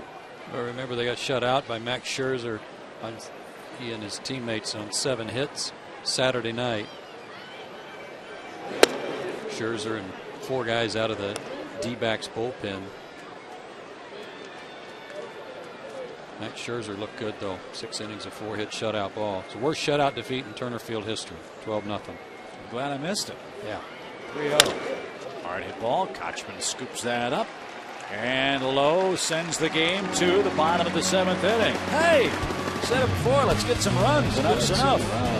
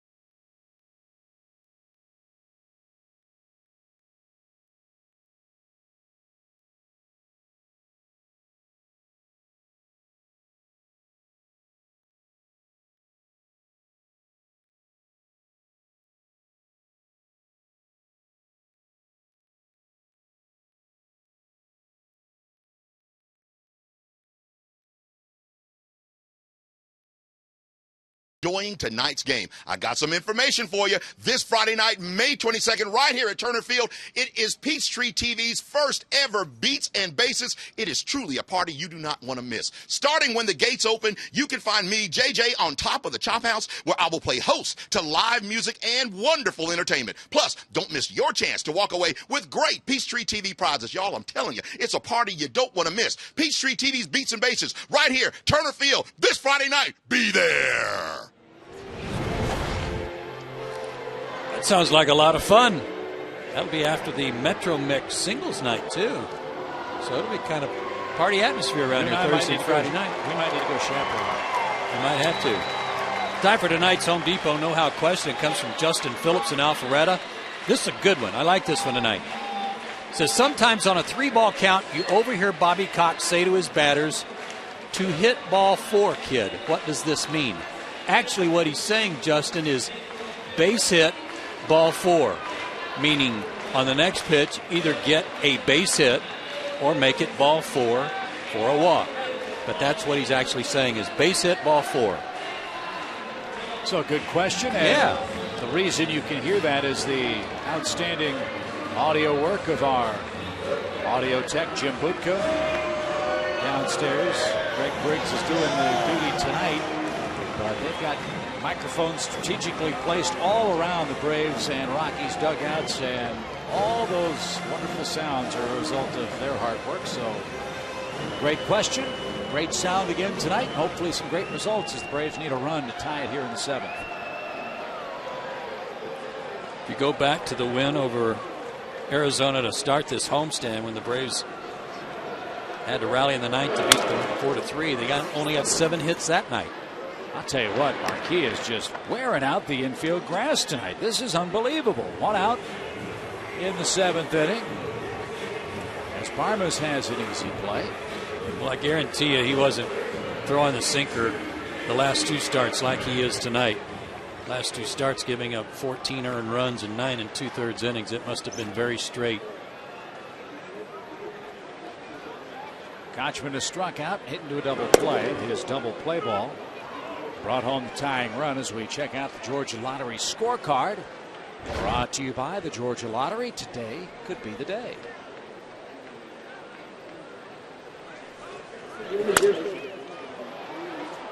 And quickly 0-2. Mike Hampton always said the most difficult thing about Coors Field was getting his sinker to sink. I would imagine that for Jason Marquis, pitching away from Coors Field tonight has been very beneficial. 12 of the 19 outs have come on the ground tonight. You've had some funny swings, and you've had some guys really bent over trying to get to pitches.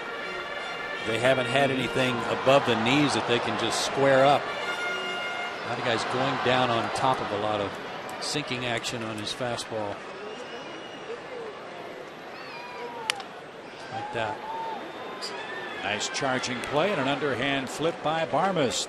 2 quick outs. And Jeff Francoeur is up. So it's 13 of 20. Yep. Jeff has not added to that total tonight. He has struck out and he has flied out to center. Jason Marquis came in 1-3 lifetime with an 11.5 ERA against the Braves. And that one may have clipped him on the way by. 3 up, 3 down. Jason Marquis has been the Marquis of Sod. 14 of 21 outs on the ground. 2-1. Colorado the lead. That was awesome.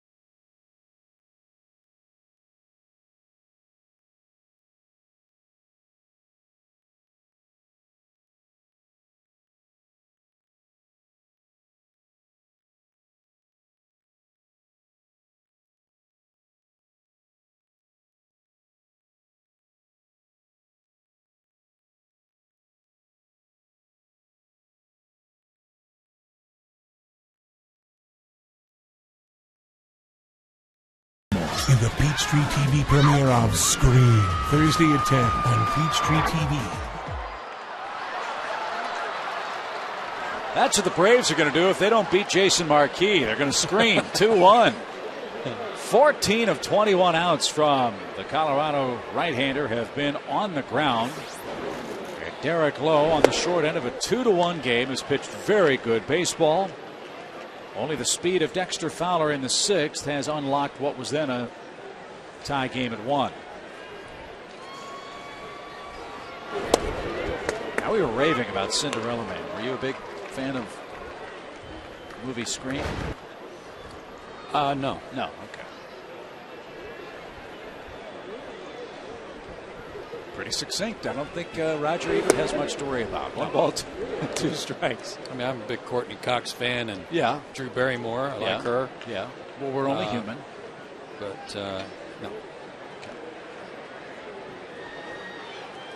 What about horror movies in general? Did you like those? See, that's it. I'm just not in that. Not that genre is not for me. No. Mm-mm. Do you scare easily, or you just don't like them? I just never did appreciate them. I like good murder mystery types, you know. Yeah. Not the. Like Texas Chainsaw Massacre, not your cup of tea. Ground ball to short. Barmes retired. Lowe also racking up a ton of ground ball outs in this game. One of the things that Derek Lowe has benefited from so far this year is run support. The most of any starter, on an average 5.3 runs per start. But not tonight.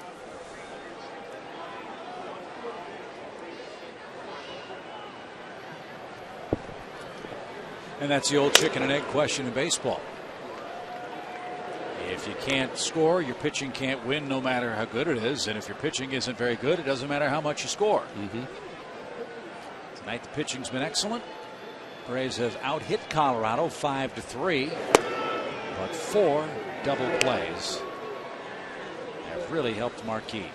This is where you want to be, though. Hopefully get him in some trouble in the 8th and get to their bullpen. That's been an issue for them. Rockies have lost a lot of one-run games this year. Ground ball to first. Kochman handles that. Marquis is 0 for 3. In fact, the Rockies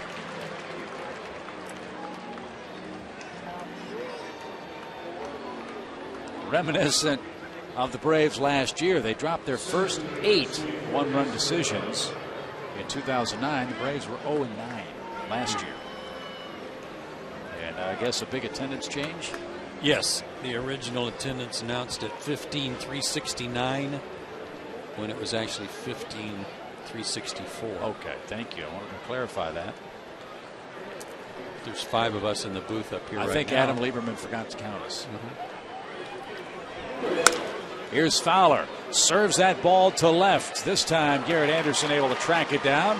Got a very easy 1-2-3 8th inning. It's late. Braves are down a run.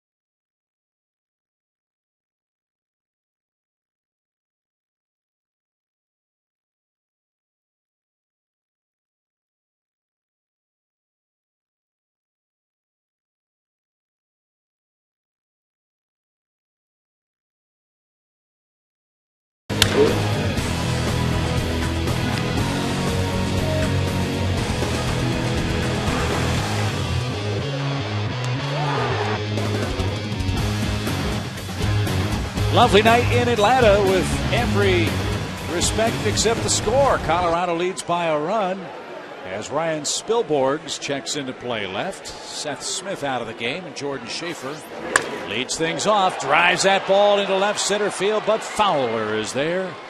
This is like a Little League park for Dexter, considering how much territory he has to cover in Denver. 1 out. And he can cover it. Folks in the Rockies organization comparing him to Devon White, the Gold Glove winning center fielder for the Angels and Toronto Blue Jays, among other teams, but that's pretty good praise. A guy who could really go get them. Derek Lowe's night is done as Omar Infante comes on to pinch hit. Omar sporting a .341 average with a home run and 10 runs batted in. Infante this year off the bench, 2 for 4. Braves pinch hitters 11 for 51 overall. What's that, a 218 average, Hal? 11 for 51? Not as good as it was last year, because last year Greg Norton got a hit just about every time up. And he's off to a little bit slower start this year from an average standpoint. It's a 216 team bench batting average, so we'll see if Omar can improve on that. Down a quick strike to Jason Marquis, who has more than made up for a terrible start last time out against Houston.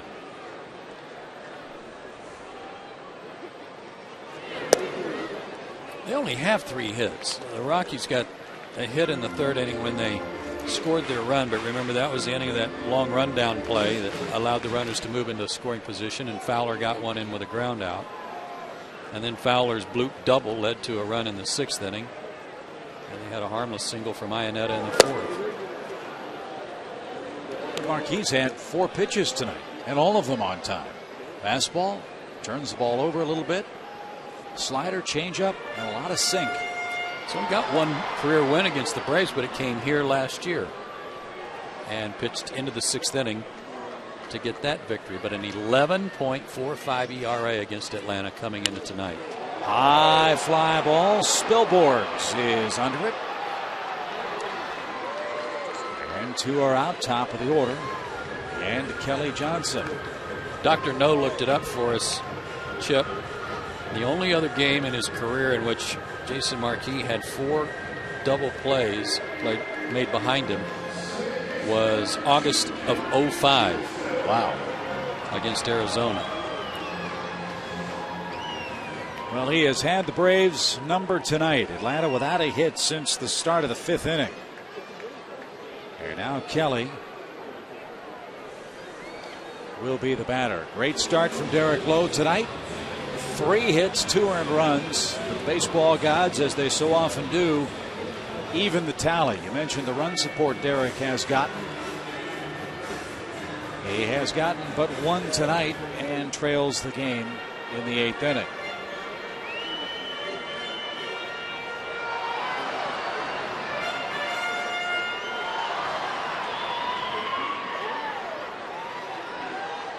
See if Kelly can ambush Marquis here. You do know at the very least the good news for the Braves. They will have, if Johnson doesn't reach here, Escobar, Jones, Anderson, McCann potentially in the 9th inning. And the Colorado bullpen, especially late with Corpus and Street, has been a revolving door of late. Hope it doesn't come to that, but perhaps it will. High towering fly center. Fowler going back at the wall, makes the play. Wynn knocked it down. 3 deep fly balls end the inning, and Marquis lives to tell the tale. He goes to the 9th inning, still up 2-1.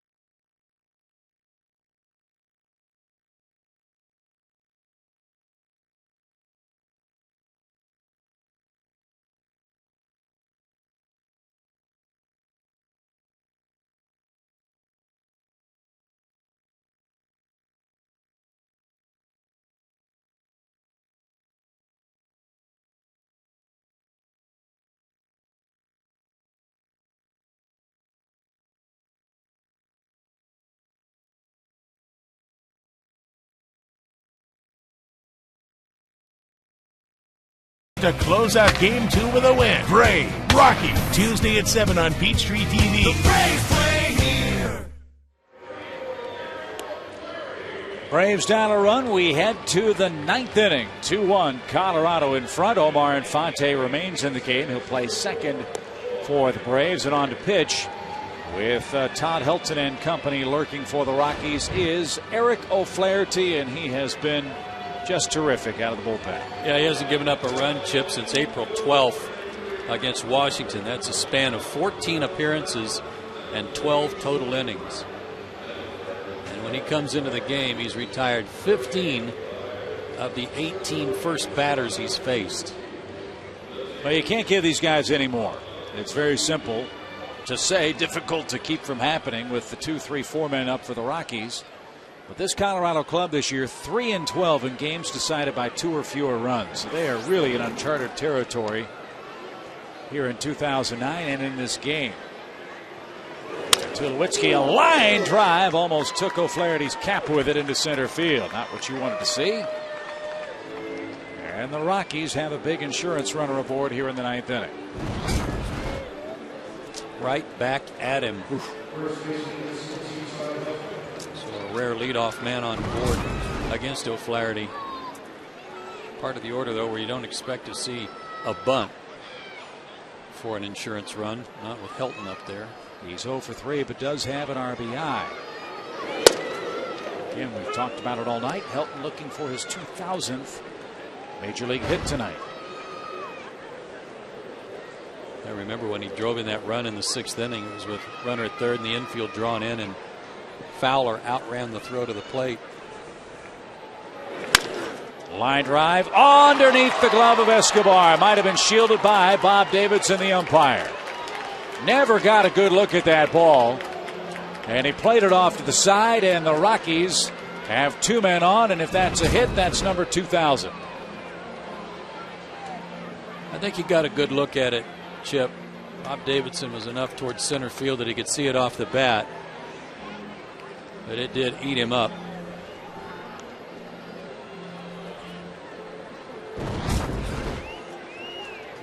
And that is Tim Cheetah at second base. Our umpire rotation was different. They're going to score it an error. So the ball makes its way to the Colorado dugout. It's an E6. Not a base hit for Helton.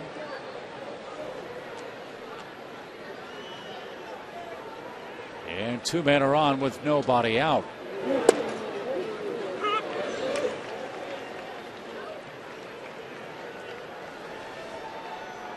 Is Tim Cheetah. I beg your pardon. I got the umpire rotation wrong. Well, so it was given to us wrong. So we'll blame somebody else.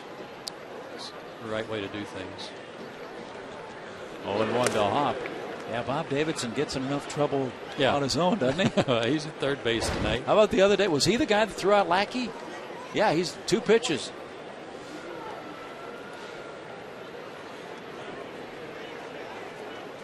I like Bob. He's got a good personality. And I think he was absolutely right in doing what he did. Yeah.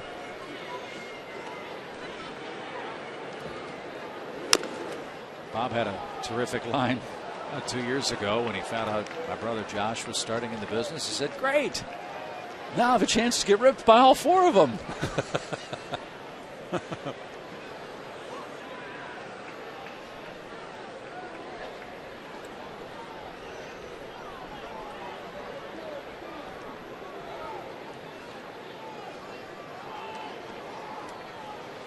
One ball, 2 strikes. Liner foul into the seats. Hop trying to protect the plate. Well, I think this is a big emotional swing inning. If O'Flaherty can pitch out of this and keep it 2-1, you might see the Braves steal one in the ninth. If you don't, then you've got to face Houston Street, the Colorado closer, with a larger lead than 1 run. Got to keep it at 1. Yep. And as good as O'Flaherty has been at getting left-handed hitters, he wasn't able to retire Helton, but he's under the gun to get this guy. Talked about Hop.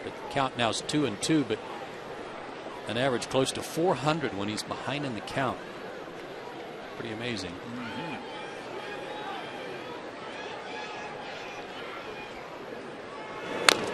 Ouch. He doesn't want to limp, but he may have to. ankle burger on a cold night.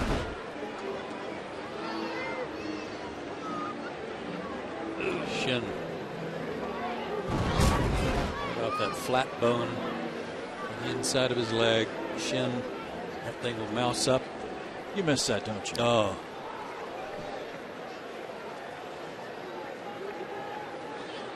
Be like pressing on an avocado tomorrow.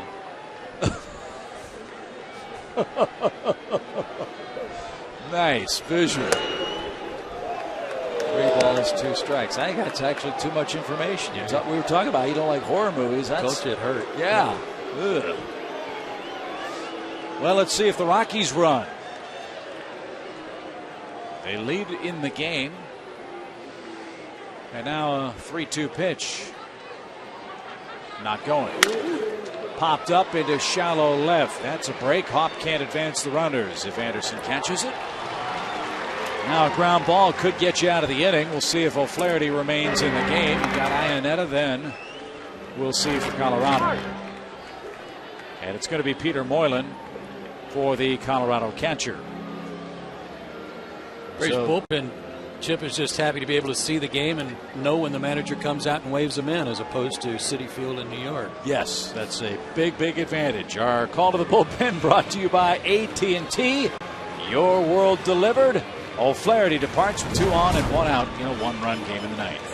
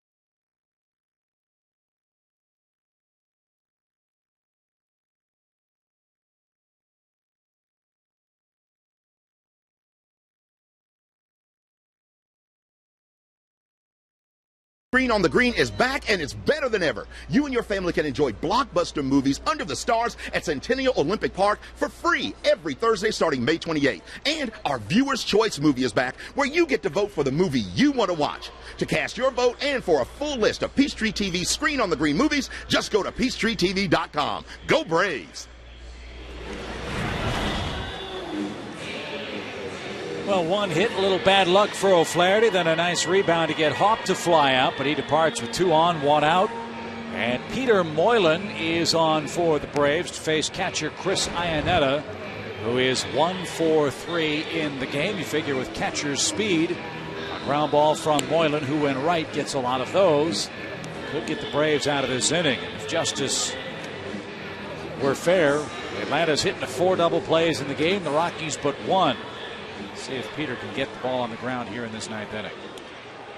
And from an inherited runner standpoint, he's inherited 7, 3 have scored. And he's facing a guy who's done real well against good pitching. Last year, Chris Iannetta, good numbers against the top 10 in pitching rankings in the National League. 1 for 3 is he tonight. And a .236 average. And a line drive, base hit left field. Tulowitzki around third. They'll run on Anderson. The throw is cut off. Rockies lead 3-1. So the first pitch to Tulowitzki a hit. The first pitch to Iannetta is a hit. And the error by shortstop Yunel Escobar gives the Rockies a chance for a big inning. That one just didn't sink. Supposed to come up, flatten out, and then go down. And all it did was flatten out. And gave Iannetta a chance to jump on that first one. Tulowitzki's speed gets him home because that was sharply hit. Big run right there for Houston Street, who will probably come in to finish the game. Well, you're down 2. You can't give him any more. Here's Spilborghs. He took the place of Seth Smith a few moments ago and takes a ball.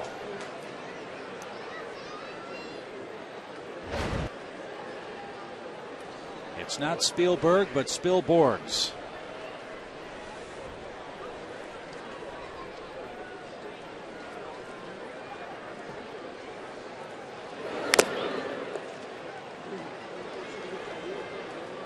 Shows you, though, Chip, what can happen when you get a well-pitched game. Doesn't matter if you've lost 7 out of 10. Doesn't matter if you're 10.5 out in the West. You have a guy step up and make a good start for you like Jason Marquis has done tonight. You got a chance to win. It's a story of baseball. Get some good pitching. Spielborg's a college player at UC Santa Barbara. Well, that's tough duty, huh? Yeah. And then before undertaking his redshirt junior season, suited up for the Madison Mallards of the Northwoods League. It's a college league for players from Wisconsin, Minnesota, Iowa, and Ontario. He's the first Mallard to reach the big leagues. Well, we're proud of him. Other players who spent time in that Northwoods League: Jeff Weaver, Curtis Granderson, Juan Pierre, and Clint Barmas.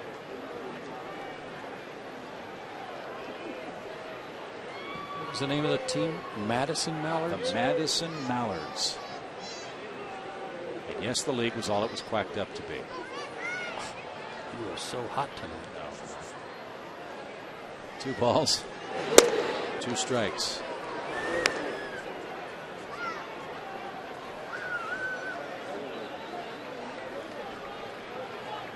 Bullpen came in Saturday night in a close game, 3-0 contest through 6 innings and could not hold the D-backs. Wound up giving 9 runs over the last 3 innings. That one's up the middle for a hit. Here comes Helton around third. Schaefer loads up. Here comes the throw. Close. Swipe tag missed. Helton got in.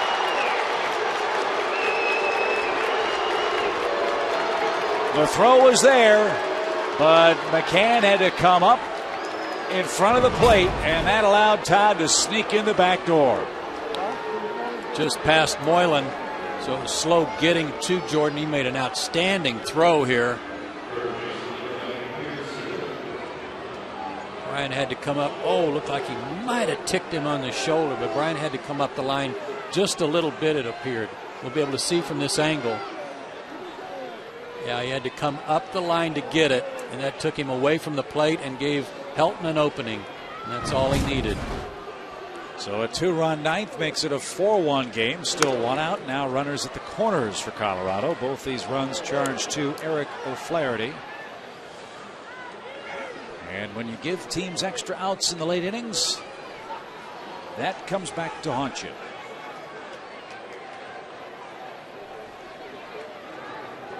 Now the Rockies, one would assume, we've got Marquis waiting. They don't have to bring Street in if the Rockies score another run here. And it looks like Jason's going to armor up. He's politicking. He's got the stuff on, saying to Clint Hurdle, I want to hit. I want to finish this thing. It looks like he talked his way into it.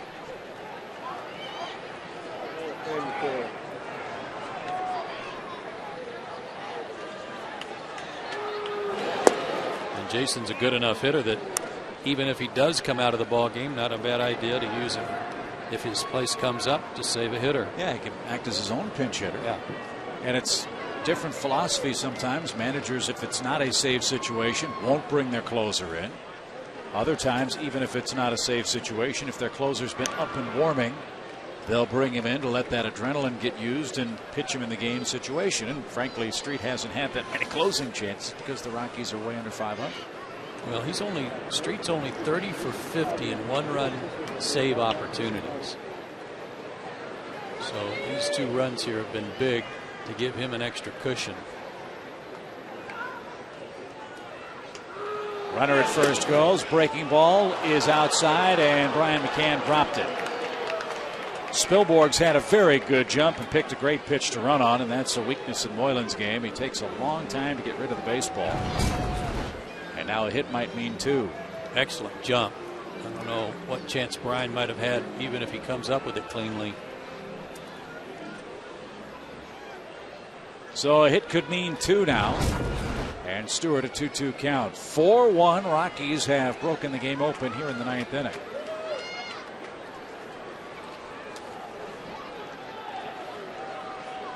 Infield in now with 1 out.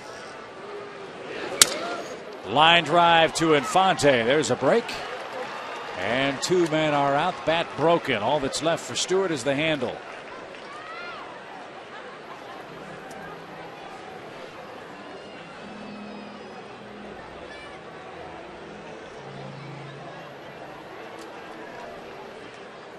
So Barmes bats 1 for 3 with a run scored. Marquis now will have to stride to the on-deck circle. You have to have an on-deck hitter in the National League. Street continues to pitch in the pen.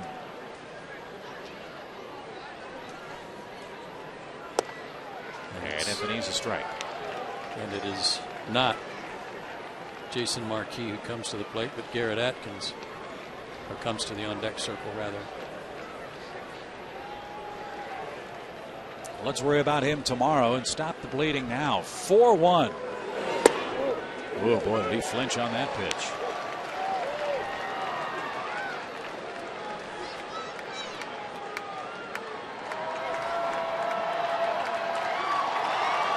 Say this for the Rockies, they've taken advantage of every opportunity they've been given tonight and exploited the error this inning. Liner just foul. That nearly cleared him. Well, the Rockies went 1-2 in Pittsburgh at the start of this trip. They're trying to get a little healthier here in Atlanta, and they have a very odd interleague schedule. Most teams play within the division or one full division for their interleague. Check this out. They go to Detroit next and play the Tigers. The Rockies also play Seattle, Tampa Bay, the Angels, and Oakland in interleague play. That's a little of everything. Remember Clint Barmes a few years ago leading the world in hitting, but on top of the National League, hitting about 390 or something, and then he broke his toe. Is that what it was? Or his collarbone? He slipped and fell. Carrying deer meat or something, yes. Right? That's a good injury. That's one for the archives, isn't it?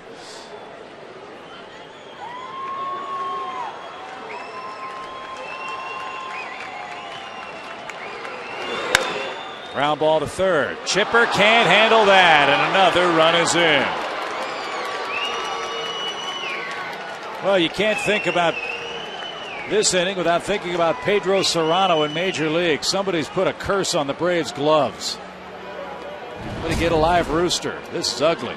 3 runs are in, and it's a 5-1 game.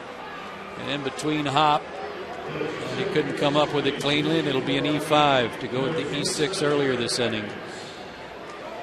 A lot of standing around on a cold night. That doesn't help your defense.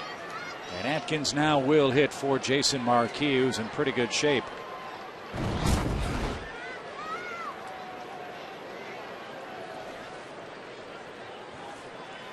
Braves came into this game with 21 errors and only 14 unearned runs. That total is going to jump up before game 2 of the series.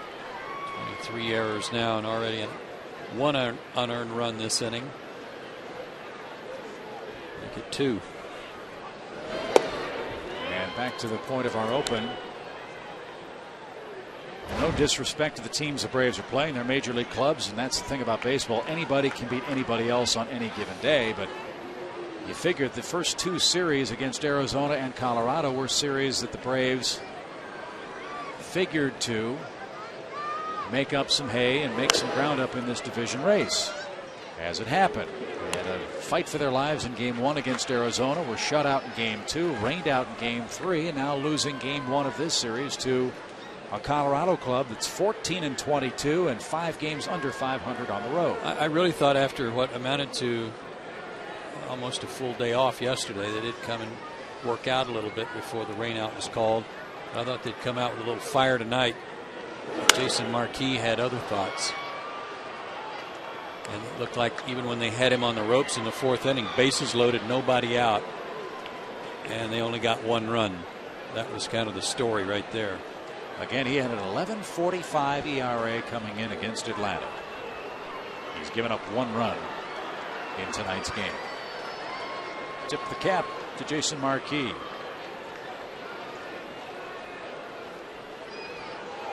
Runner at first goes, and Atkins pops it up. Boy, that was an ugly swing, wasn't it? McCann is there, and he's got it. The nightmarish 9th ends. 3 runs come across. The Rockies do that on 3 hits and 2 very costly.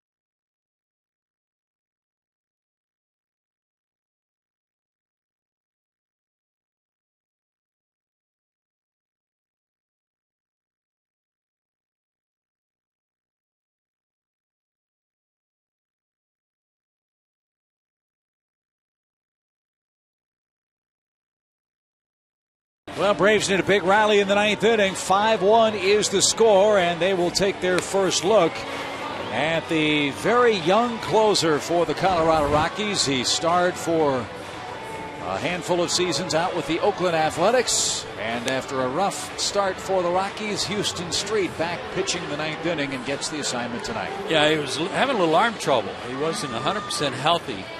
During spring training, they were a little concerned about it, but he has started the regular season in fine fashion. Out of the University of Texas, where his dad was an outstanding athlete, both in football and baseball. Starting quarterback on the '69 National Championship team, and fired a couple of no-hitters as a pitcher for Cliff Gustafson, the longtime coach of the Texas Longhorns baseball team. But your Sooners absolutely crushed him all the time, except for '69, no? Oh, in football? Yeah. Oh, mercilessly. Yeah. No, we're on the short end of that career number. But we got to get some runs. Yeah. Let's, where's Harry? Hey, let me hear you. Come on. Maybe exhausted all of his powers on Saturday Night Live this weekend. Could have. 99 big league saves at the tender age of 25 for Houston Street. He was one of the principals in that 3-for-1 deal that sent Matt Holliday to Oakland. And in the 9th inning, it's Escobar, Chipper, and Garrett Anderson as Street turns it loose, a quick strike. One of the reasons Oakland was willing to include him in that deal is they thought Joey Devine was ready to step in and be the closer in his stead. But Devine has suffered some elbow problems of his own and underwent surgery and is out for the rest of the year. And when Street was struggling either with his arm or control or results, they had Manny Corpus trying to close. Corpus, another right-handed pitcher, but he's got a 7-point ERA, and that was sort of a flip-flop revolving door for Clint Hurdle.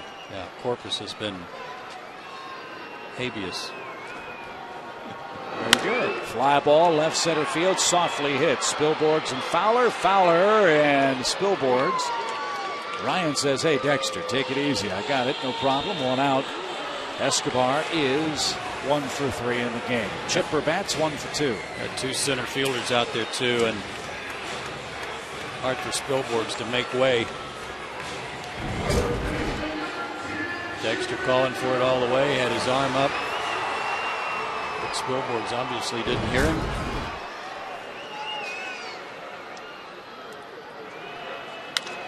Chipper jumps at the first pitch. That one's hit to left. Wynn pushing that toward the warning track. This time Spilborg says, all right, your turn.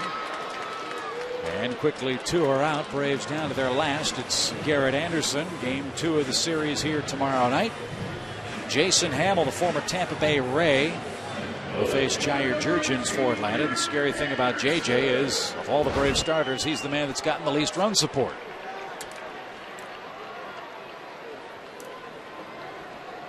That is 11 in a row, make it 10 in a row, set down by Marquis and Street. Last runner to reach was a walk to Escobar, leading off the 6th. Braves' last hit was a single by Garrett Anderson in the 4th. We have seen that a lot. Long stretches in the game where the Braves aren't able to pick up hits and consequently struggling to score. A little low to Anderson. 1 ball, 2 strikes.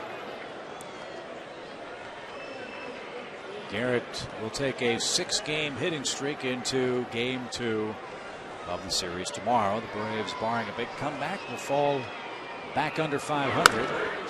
And if this ball is caught in the center of the diamond, that'll be the case. At third, Ian Stewart's got it. The Colorado Rockies get a couple of big runs in the 9th inning, courtesy of 2 Atlanta errors. They win game 1 of this series. Final score, Colorado 5.